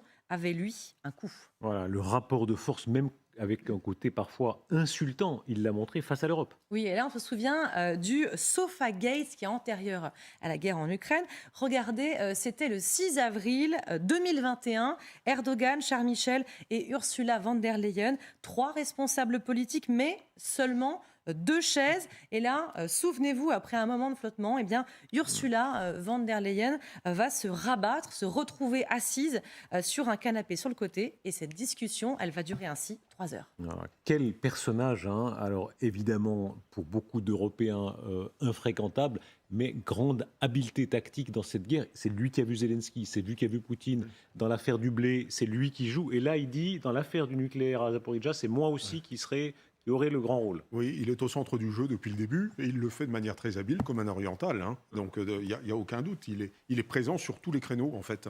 Vous l'avez bien dit, le blé partout. Et en plus, il joue un jeu très ambigu parce qu'il laisse passer des bateaux avec de l'armement russe. Donc il entretient des bonnes relations tout en faisant partie de l'OTAN. Donc ça, c'est vraiment un jeu à plein de bandes et il le joue de manière magistrale. Ce que je remarque là dans sa menace, il dit, souvenez-vous Izmir. Izmir, c'est la défaite grecque de 1922, quand les Grecs qui ont essayé de reconquérir une partie de l'Asie qui leur appartenait historiquement avant les Turcs, ont rembarqué dans la précipitation. Lisons sa déclaration, parce qu'elle est tellement hallucinante. On parle là d'un membre de l'OTAN, et un des plus importants en Europe, qui parle d'un autre membre de l'OTAN qu'est la Grèce. Et il dit, et la Grèce, regardez l'histoire, si vous continuez, vous paierez un prix élevé, votre occupation des îles ne nous lie en rien. Le moment venu, nous ferons le nécessaire, nous pouvons arriver subitement la nuit. C'est incroyable, c'est une menace militaire. Voilà qu'il est en train de faire son petit Taïwan en Méditerranée. Donc il est en train de nous dire que militairement, il est prêt à envahir des îles du côté de Chypre qu'il considère comme lui appartenant. Là aussi, effectivement, il y a des ressources pétrolières, il y a des ressources énergétiques importantes. Et là, pardon, qu'est-ce qui se passerait? C'est vraiment un scénario catastrophe pour l'OTAN. Un membre de l'OTAN qui a sur lui, qui a sur son territoire des bases très importantes comme Incirlik, qui envahirait même si c'est quelques mètres carrés d'une île dans la mer Égée, qu'est-ce qui se passe? Écoutez, là, ce serait inacceptable. Là, je pense que pour le coup, l'OTAN pourrait intervenir. Mais intervenir pour qui? Pour la victime, la Grèce, bien évidemment. Et en même temps, il serait plus médiateur s'il faisait... Erdogan a appelé Poutine. Il a parlé de l'accord céréalier. Il a dit, je peux être facilitateur. Mais facilitateur de quoi? De toute façon, il ne s'avérera strictement à rien. Mais ce qu'on oublie, c'est qu'il a demandé à Poutine de continuer à construire la centrale nucléaire. C'est à la fois... À chaque fois qu'Erdogan appelle Poutine, c'est parce qu'il a un intérêt personnel. Mais là, pardon, on voit comme chacun joue son jeu, joue ses pions. Il attaque verbalement la Grèce. Oui, mais ce sont des actions... Enfin, on voit bien qu'il parle à la frange nationaliste turque parce qu'il y a les élections en 2023. Il faut bien l'oublier. Et il est 10 points derrière son challenger. 10 points derrière. Donc là, il commence à avoir le feu aux fesses. Sarah Daniel. Bien sûr. C'est pas la première fois. C'est exactement. Vous vous souvenez de l'histoire des îles. Ça fait longtemps que la Turquie menace la Grèce. Mais ce que je voudrais souligner, c'est qu'on voit le degré d'entropie que cette guerre, si elle se perpétue, si elle reste, va pouvoir susciter, c'est-à-dire tous les petits sous-conflits qui sont en train de naître. Et il n'y aura pas que la Turquie, il y en aura d'autres. Il faut rappeler que la Turquie est à la fois complètement opposée à la Russie sur beaucoup de terrains. Elle a été en Syrie, elle a été en Libye, ils sont encore en Azerbaïdjan, évidemment. Donc, et en même temps, voilà, ils veulent conserver, ils veulent jouer ce rôle de partenaire de l'OTAN, et ils le jouent de manière très, très fine diplomatiquement. Mais voilà, il faut voir que plus la situation et plus la guerre continue, plus ces sous-conflits sont en train de devenir menaçants. Ce qui est incroyable depuis le début de ce conflit, c'est que Erdogan s'impose et d'une manière double. Et c'est toujours ce qu'il essaye de faire. C'est à la fois SOS diplomatie, et donc il y a l'accord des céréales qui se passe, Erdogan est là pour négocier l'accord, etc. Et en même temps, c'est l'ambassadeur de Poutine sur plein de choses. Et là, en ce moment, avec ce qui se passe sur la Grèce, c'est dramatique parce que, encore une fois, l'attaque qu'on vient de voir, qui est une attaque verbale, est d'une violence absolument incroyable. Et c'est une attaque surprise. C'est-à-dire que d'un seul coup, encore une fois, aujourd'hui, on est dans un timing dicté par Erdogan qui... aujourd'hui, a fait deux choses qui sont au cœur de l'actualité. Petit 1, il a appelé Vladimir Poutine, vous l'avez rappelé, pour négocier sur Zaporijjia. Petit 2, il crée un nouvel incendie sur la Grèce, au sein de l'OTAN. Donc, il est aussi, lui aussi, maître des crises, de l'horloge, et encore une fois, rejoint Poutine là-dessus. La France, l'Italie ont tenté de jouer ce rôle de médiateur. Pourquoi est-ce que lui, il arrive à s'imposer, à être le facilitateur? Du moins pour les céréales, ça a fonctionné. Sa position géographique est incontournable. Il a les détroits. Quand on a les détroits, on contrôle la région. Et surtout, vis-à-vis de la Russie, c'est lui qui contrôle les exportations de blé, c'est lui qui contrôle le passage des navires russes vers le nord ou vers le sud. Il contrôle tout. Et il est respecté dans la brutalité. Rappelons cet épisode incroyable où la Turquie avait abattu un avion russe avec une brutalité complète. Et la Russie avait, là c'était le rapport de force entre deux. Ils parlent la même langue que Poutine parle, c'est le rapport de force. Et entre les deux, voyez... Mais écoutez, on a dit, je voudrais quand même dire certaines choses sur l'accord céréalier. On a dit qu'il avait été un grand négociateur. Mais en quoi il a négocié quoi, en fin de compte? C'est parce que Vladimir Poutine y avait intérêt. On nous a dit, on va lutter contre la famine en Afrique. Vous savez combien de bateaux sont arrivés en Afrique? Sur 30, là. C'est pas le problème, ça. Non. D'un point de vue communication, il a gagné. D'accord, Il est au centre du jeu. Attendez, et pourquoi cet accord a été signé? Parce que Poutine en avait besoin pour l'exportation. Oui, d'accord. Et alors, pardon, Oui, mais attendez, Patrick. pardon, est-ce qu'il va jouer ce jeu maintenant pour Zaporijjia? Rappelons les images et les dernières nouvelles de Zaporijjia. On tire autour de Zaporijjia, aujourd'hui encore. Zaporijjia déconnecté, la centrale nucléaire déconnectée. C'est quand même une des nouvelles majeures, et on entendait tout à l'heure le spécialiste Bruno Combi qui disait en 30 ans, ça n'est que la deuxième fois que ça arrive, et c'est que pendant cette guerre, donc c'est quand même quelque chose de tout à fait exceptionnel. Et M. Erdogan dit, voilà, c'est moi qui arrive, et c'est moi qui vais servir de médiateur. Quelle est là la possibilité que ça se passe, selon vous, Sarah? Oui, il y a une possibilité que ça se passe parce qu'en effet, il est légitime, il n'a pas voté les sanctions, il est dans une médiété qui pourrait faire de lui un facilitateur. Et tout le monde a intérêt à ce que finalement il y ait une médiation sur Zaporijjia, que ce soit les Ukrainiens ou les Russes. Donc ça peut être une solution. Personne n'ose le critiquer d'ailleurs. Hein. Les Ukrainiens sont très prudents à son égard, comme les Russes. Tout le monde mais est parce qu'on très va bien attentif. voir que l'AIEA, enfin la direction de l'AIEA qui espère avoir une présence pérenne ne va pas l'obtenir. Et donc il y a un moment, en effet, il va falloir régler cette histoire de centrale qui est quand même qui est quand même très Depuis le début de ce conflit, Erdogan, encore une fois, joue un rôle majeur. La première fois que les Ukrainiens et que les Russes s'assoient à une table de négociation sur l'accord des céréales, c'est en Turquie que ça se passe. La première fois depuis le début du conflit que Poutine rencontre les Iraniens, c'est en présence d'Erdogan que ça se passe. Il y a beaucoup de choses autour d'Erdogan. Il devient un acteur incontournable, un élément incontournable dans cette guerre. Avec là encore des frustrations à l'égard de l'Occident. Alexia, vous le rappeliez, quand vous disiez, là, on a claqué la porte au nez de l'Europe à Erdogan. D'une certaine manière, il continue de présenter la facture. Il y avait le Sofagate, et là maintenant, à sa manière, il continue de dire « vous ne m'avez pas voulu de moi, je m'impose une autre manière ». Oui, parce qu'effectivement, ça fait 30 ans pratiquement que la Turquie a le statut de pays officiel de candidat à l'Union européenne et n'ont jamais réussi à franchir tous les obstacles pour y parvenir. Il ne remplit aucun des critères, notamment en termes de démocratie. Les enseignants sont enfermés, les députés, ils oppressent les Kurdes et donc par conséquent, il ne remplit aucun des critères. Donc, Et cependant, on retrouve quand même la vieille question. Vous dites il se venge, mais est-ce qu'il aurait fallu l'avoir dedans ? Ou est-ce que c'est préférable de l'avoir dehors? C'est intéressant comme savoir. Quel est votre point de vue? Vous étiez pour l'adhésion de la... Ah, pas du tout. Non, contre. Non, contre, oui, absolument. Et vous l'êtes toujours, évidemment. Ah oui, non, mais attendez, ce pays n'est plus en situation, il ne l'a jamais été. Laurent Saïm, Est-ce qu'il a petit tour d'opposition dedans? C'est ça aussi. Bah oui. Peut-être qu'il se serait comporté différemment. Ah oui, et il aurait été le pays le plus important en situation de bloquer les institutions. Laurent Saïm? Contre l'adhésion? Contre, parce que je pense qu'il joue un double jeu extrêmement dangereux et on le voit en ce moment dans ce qui se passe. Sarah Daniel? Évidemment contre, parce que c'est le fer de lance des frères musulmans. On voit d'ailleurs toute l'attitude négative que peut avoir la Turquie aujourd'hui en France, avec tous les suppôts d'Erdogan, et on le voit dans les mosquées, c'est très très grave en fait. Ludmila Totieva, vous n'êtes pas membre de l'Union européenne, vous êtes aussi candidat, c'est le statut de l'Ukraine actuellement. On est candidat maintenant. Oui. Est-ce que vous auriez été pour, théoriquement, que la...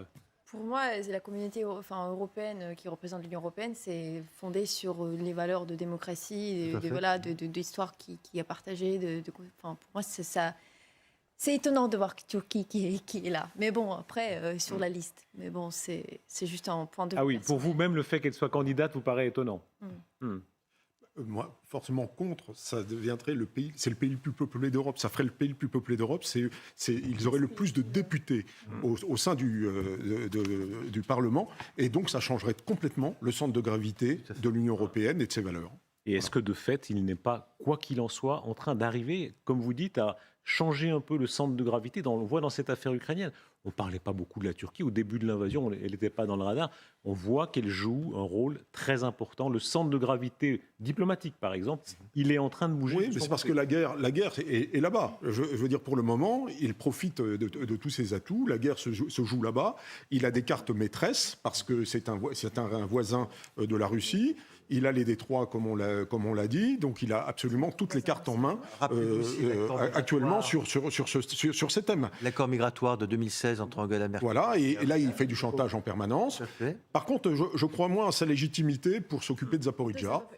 très franchement, parce que c'est pas une Et, puissance nucléaire reconnue et on voit pas ce qu'il ferait Le là-dedans. message qu'il envoie, c'est qu'il est le seul à parler à Poutine. Et Oui, c'est ça non, mais qu'il vous avez veut absolument faire. raison. Et donc, d'une certaine Absolument manière, raison. là-dessus, c'est réussi parce qu'aujourd'hui, il dit « Ah ben voilà, il y a une crise terrible entre l'Ukraine et la Russie, mais moi, j'ai parlé à Poutine et je me propose comme médiateur. » C'est le seul message, à mon sens, de cette journée. Voilà.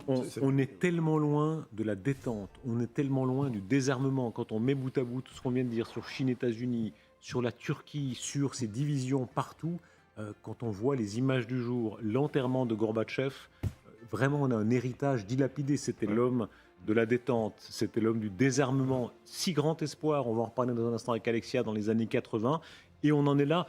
Voyons ces images de Mikhail Gorbatchev. La cérémonie aujourd'hui, une cérémonie qui n'est pas une cérémonie d'État, mais une cérémonie avec certains éléments du protocole d'État. Il y a eu notamment une garde d'honneur, comme le souligne le Kremlin. Peu de personnalités internationales présentes à Moscou. Le représentant hongrois, Viktor Orban. Mis à part cela, donc, des funérailles strictement russes.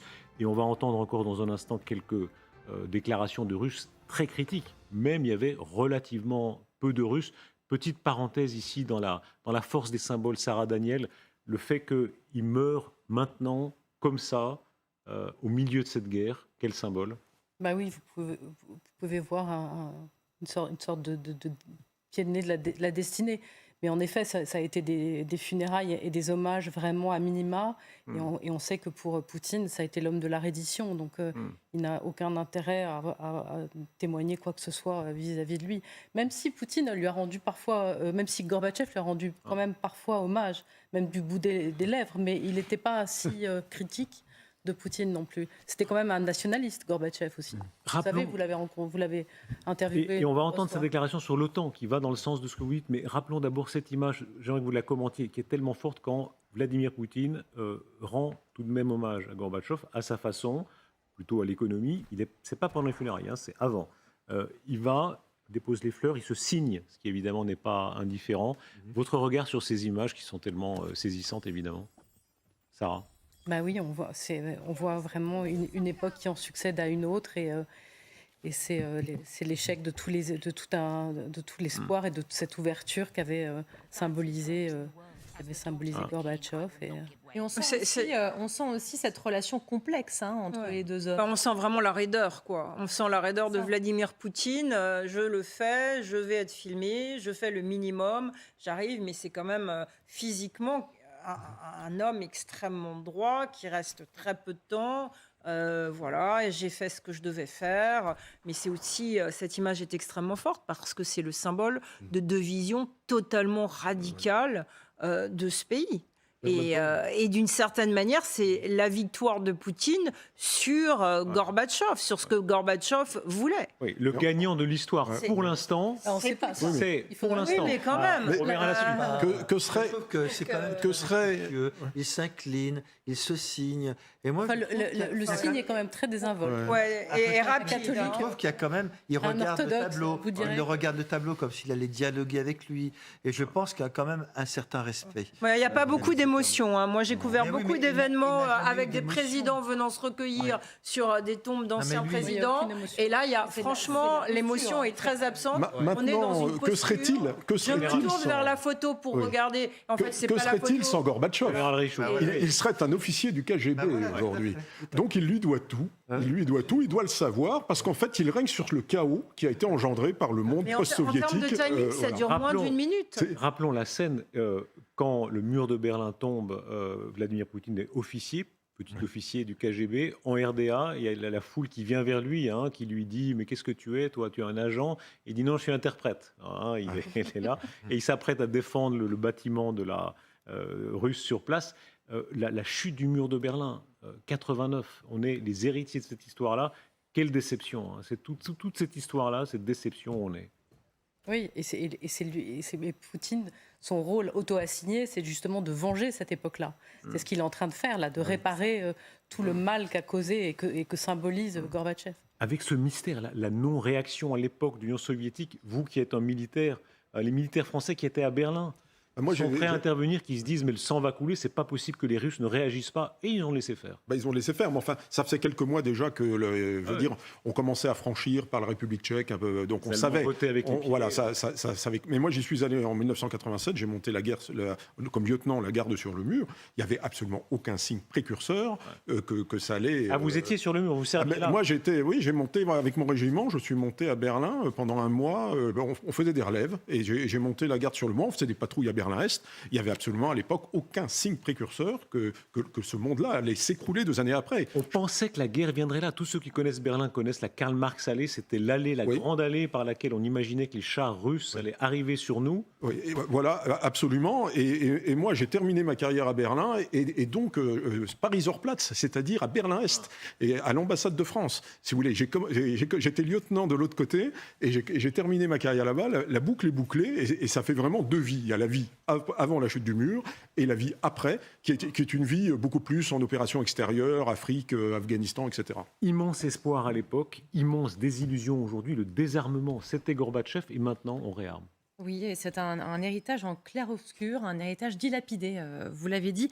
Regardez ces mots du quotidien britannique The Guardian pour résumer l'abîme qui sépare la Russie de Gorbatchev et celle de Poutine. Il a vécu assez longtemps pour voir s'effondrer tout ce qu'il avait essayé de mettre en place, de ses réformes politiques ou économiques. Il ne reste rien, zéro, des cendres. Le dernier dirigeant de l'Empire soviétique rêvait de transformer son pays, de le moderniser. L'actuel chef de l'État a fait renaître une puissance autoritaire. À l'ouest, la Russie de Gorbatchev inspirait le respect. Celle de Poutine suscite la peur. C'était un leader rare qui a rendu le monde plus sûr, dit de lui le président américain Joe Biden.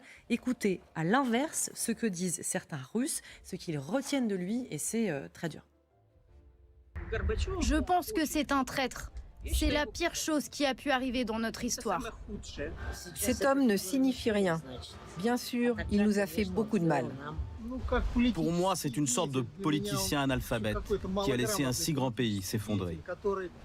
Alors vous l'avez compris, les Russes l'accusent d'être le fossoyeur d'une grande puissance, lui qui s'est rapproché de l'Occident. On le voit ici dans une publicité pour Louis Vuitton, mais on retient aussi cette publicité pour une marque de pizza qui date de décembre 1997. Regardez. Это Горбачев. Горбачев. Это из-за него у нас в экономике бардак. Да благодаря ему у нас новые возможности. Это из-за него у нас политическая нестабильность. Да благодаря ему у нас свобода. Полный хаос. Перспективы. Политическая нестабильность. Alors, évidemment, cela fait sourire, mais outre son esprit de liberté, il a tenté de réformer l'URSS pour la sauver, mais il n'a pas pu empêcher son effondrement. Et c'est ce que les Russes lui reprochent. Il démissionne le 25 décembre 1991.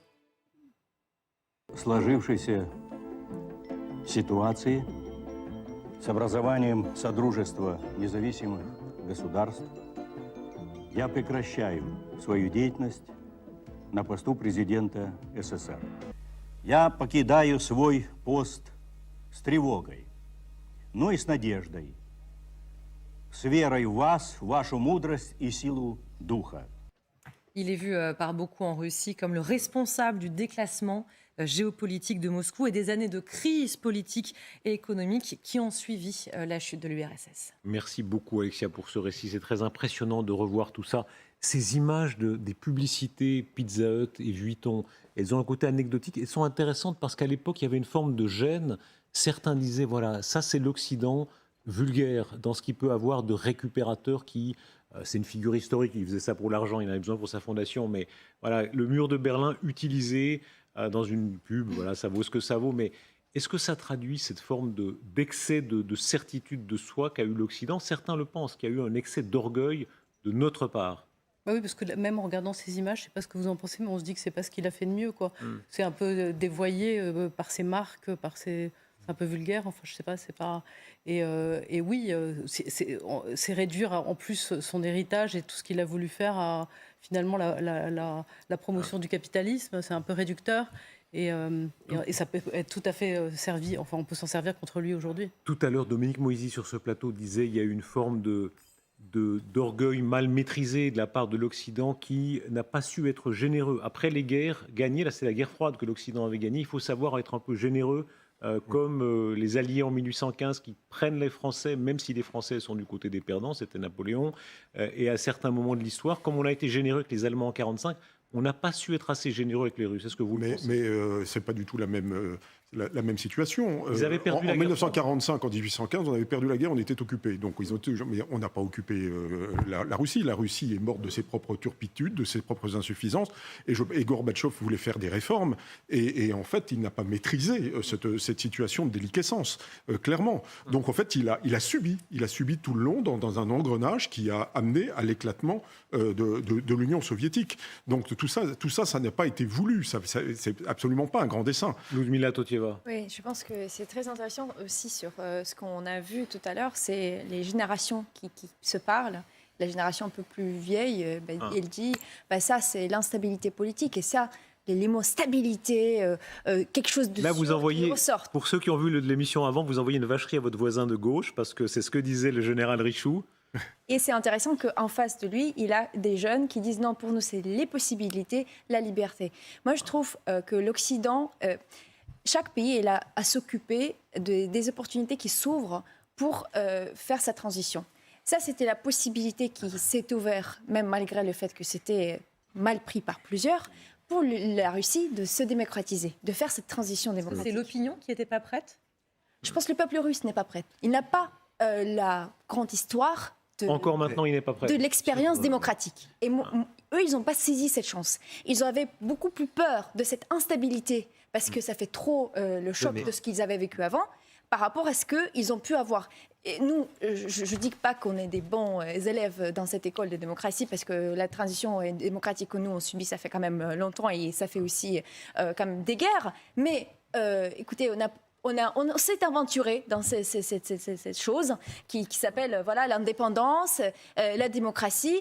Certes, c'était pas quelque chose qui était très bien vécu, mais c'était pas surtout la stabilité. Mais quand même, on a pu faire ce que nous on a voulu faire. Est-ce qu'on a trop peu tendu la main à la Russie, à Gorbatchev et à la Russie ensuite? On se rappelle que les Occidentaux, à un moment donné, ont dit ça suffit, on arrête de financer, c'est un panier percé. Ils avaient peut-être raison d'ailleurs.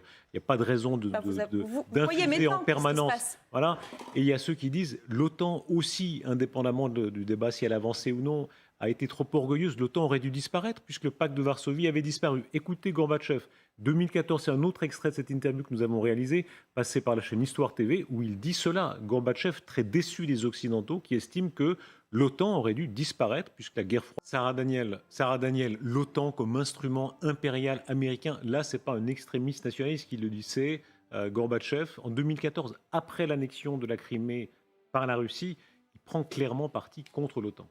Bah oui, parce que lui avait fait un grand geste d'ouverture et donc il devait se dire qu'il fallait dissoudre tous ces organismes qui en effet étaient perçus comme puissance impérialiste. Mais c'est très difficile de répondre à cette question. C'est un peu comme tout à l'heure, vous posiez la question de la Turquie. On ne peut pas refaire vraiment l'histoire. C'est-à-dire, est-ce que la Turquie serait la même qu'aujourd'hui si à l'époque on l'avait prise dans la communauté européenne? Est-ce que si on avait tendu la main à la Russie, elle aurait évolué favorablement?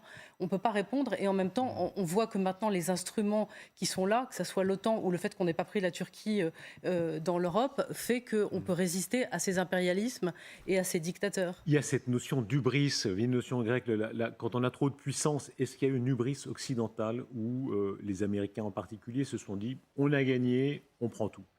Oui, c'est vrai qu'on a peut-être eu un complexe de supériorité à un moment donné, notamment l'OTAN, les États-Unis en Irak, notamment les images d'Abu Ghraib montrent effectivement qu'ils ne sont pas à l'abri de critiques, voire de crimes contre l'humanité également. Mais on en tire quoi comme conséquence aujourd'hui? Aujourd'hui, on est dans une situation tout à fait exceptionnelle. Ce n'est pas l'OTAN qui a demandé à s'étendre. Ce sont les pays qui avaient été dominés par les communistes qui ont demandé Ils ont tout simplement demandé, comme le demandent aujourd'hui les deux autres pays nordiques. Premièrement. Deuxièmement, rejoins lorsque vous dites nous n'avons pas été généreux avec le parti du G8. Important, le G8, l'Union européenne, et encore une fois, la Russie, son premier client, c'est bien l'Union européenne. Donc on a considérablement renforcé nos liens économiques et financiers. Interrogez les chefs d'entreprise français, ils vous diront les investissements qu'ils ont fait là-bas. Donc du coup, je n'ai pas la sensation, pour répondre à votre question, qu'on ait puni la Russie, mais naturellement, c'est eux-mêmes qui ont décidé d'avoir cette nouvelle politique. Moi, je veux simplement dire qu'il n'y a jamais eu de clause d'autodissolution de l'OTAN parce que le pacte de Varsovie disparaissait. Je veux dire, l'OTAN, ce sont des nations libres et démocratiques qui décident de faire une alliance militaire entre elles. C'est librement consenti. Le pacte de Varsovie, c'était absolument imposé. Moi, j'ai beaucoup de camarades qui ont servi comme jeune officier à l'époque du PAVA, les Polonais, des Tchèques, etc. Quand j'étais à Berlin, je discutais beaucoup avec eux. Je peux vous assurer qu'ils n'ont aucun regret de cette période-là, qui pour eux était des périodes de chape de plomb de fer. Et donc, eux, ils ont rejoint, comme des nations libres, une organisation librement, et de ça de manière librement consentie. Donc ils ont quand même un peu de mal à comprendre ce qu'est la démocratie. Hein, c'est pas nous, c'est pas les États-Unis qui nous tiennent d'une main de fer. C'est pas c'est pas la Ligue de Délos. C'est pas Athènes vis-à-vis de ces avidés grecs. Laurent Saïm, est-ce que ce débat existe aux États-Unis? Non, pas du tout. Ce débat ce soir n'existe pas. Ce débat ce soir aux États-Unis, ce sera sur Donald Trump qui fait son retour en Pennsylvanie. Et les gens ne parlent pas de l'Ukraine, ils ne parlent que de la radicalisation extrême qui se passe. Et ça aura des conséquences d'ailleurs sur la manière dont les Américains vont gérer l'Ukraine. Parce on est dans une énorme différence culturelle que moi j'observe avec des débats qui sont tellement différents entre les deux pays à l'heure actuelle. Est-ce que ce scénario catastrophe aux yeux de beaucoup d'Européens existe d'un Trump qui reviendrait, ou un monde où il y aurait Poutine, s'il est toujours là, peut-être?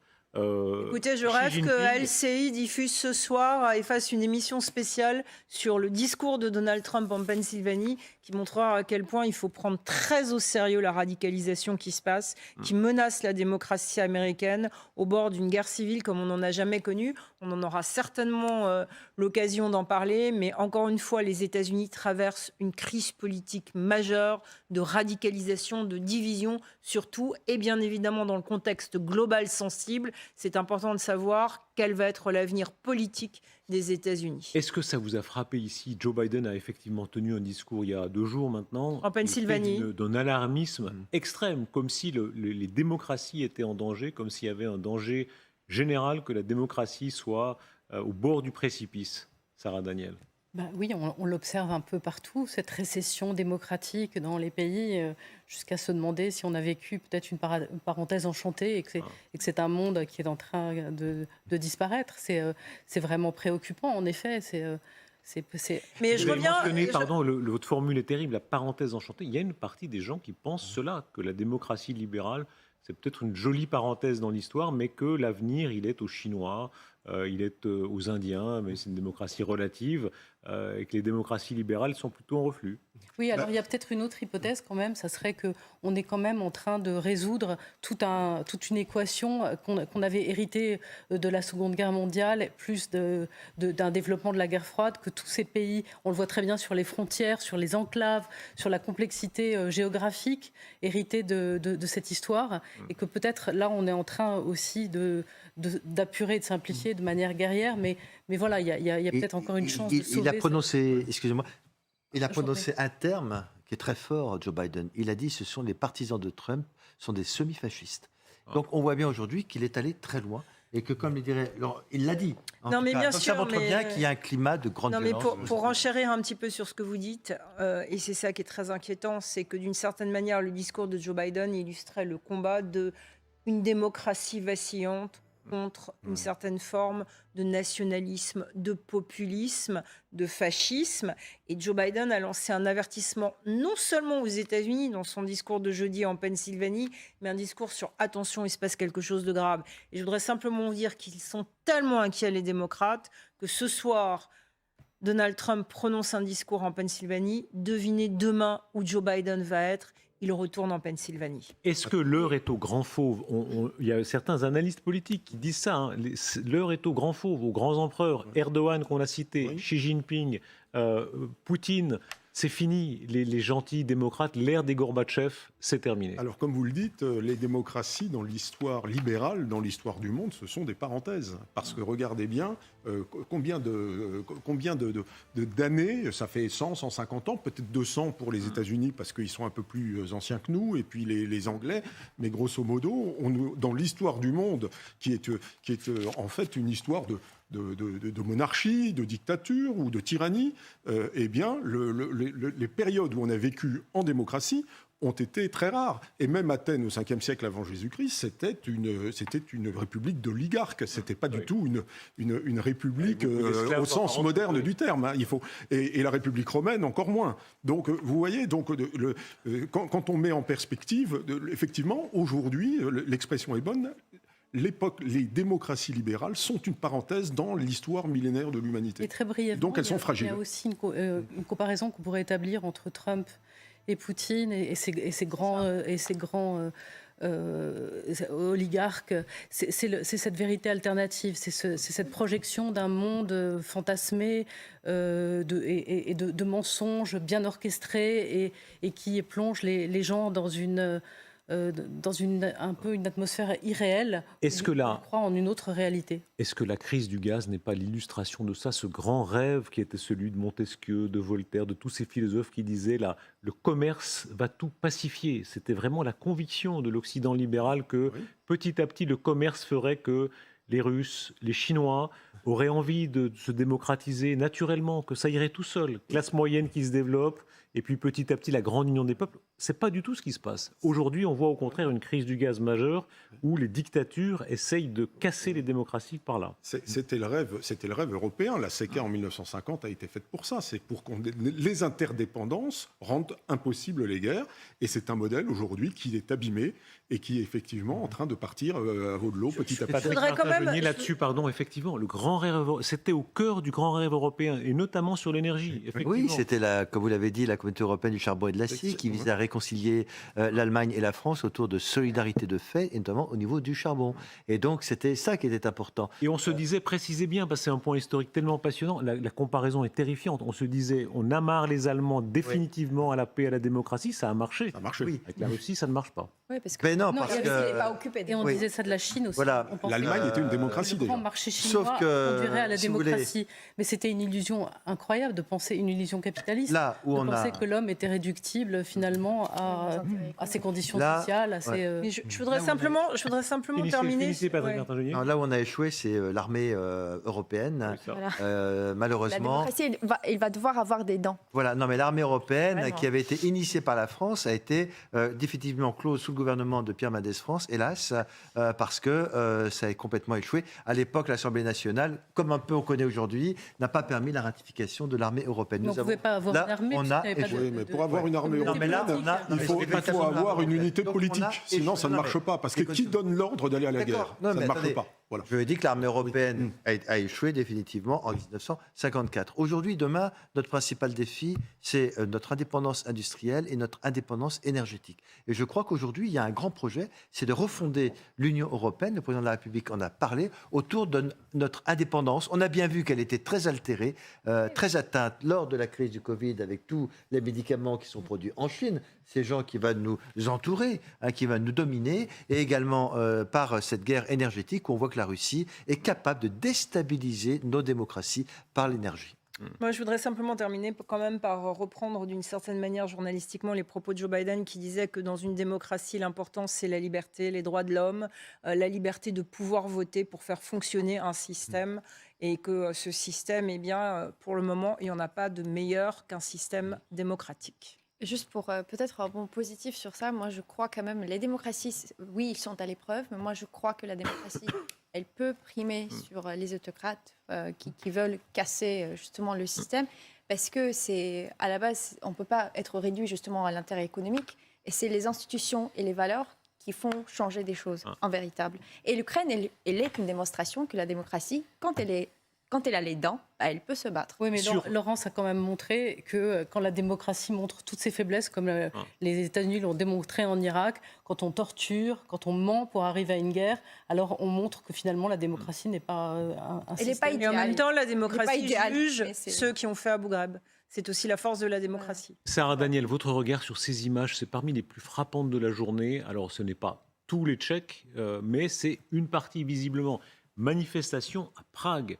Et le symbole est terrifiant parce que, pour ceux qui sont pour les sanctions pour la Russie, on a là, dans la ville, qui est une ville symbole de la résistance à l'Union soviétique, 68, etc., la ville qui manifestait beaucoup contre la Russie et contre la guerre d'Ukraine, évidemment, là, une partie de l'opinion manifeste contre l'inflation, mais aussi contre les sanctions.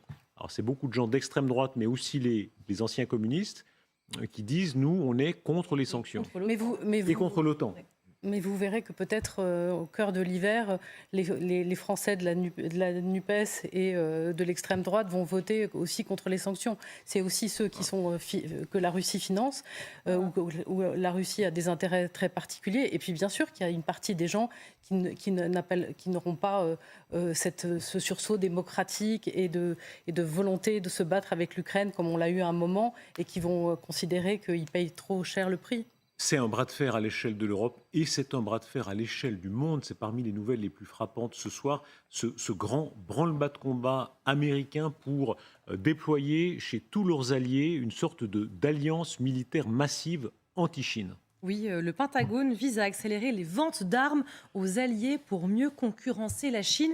Et c'est nos confrères du Wall Street Journal qui l'affirment. Depuis un mois, le Pentagone a créé un groupe de travail composé de hauts fonctionnaires, une Tiger Team, pour examiner les inefficacités du programme de vente d'armes américaines. Cela représente 45 milliards de dollars qui servent aussi d'outils de politique étrangère pour étendre l'influence américaine.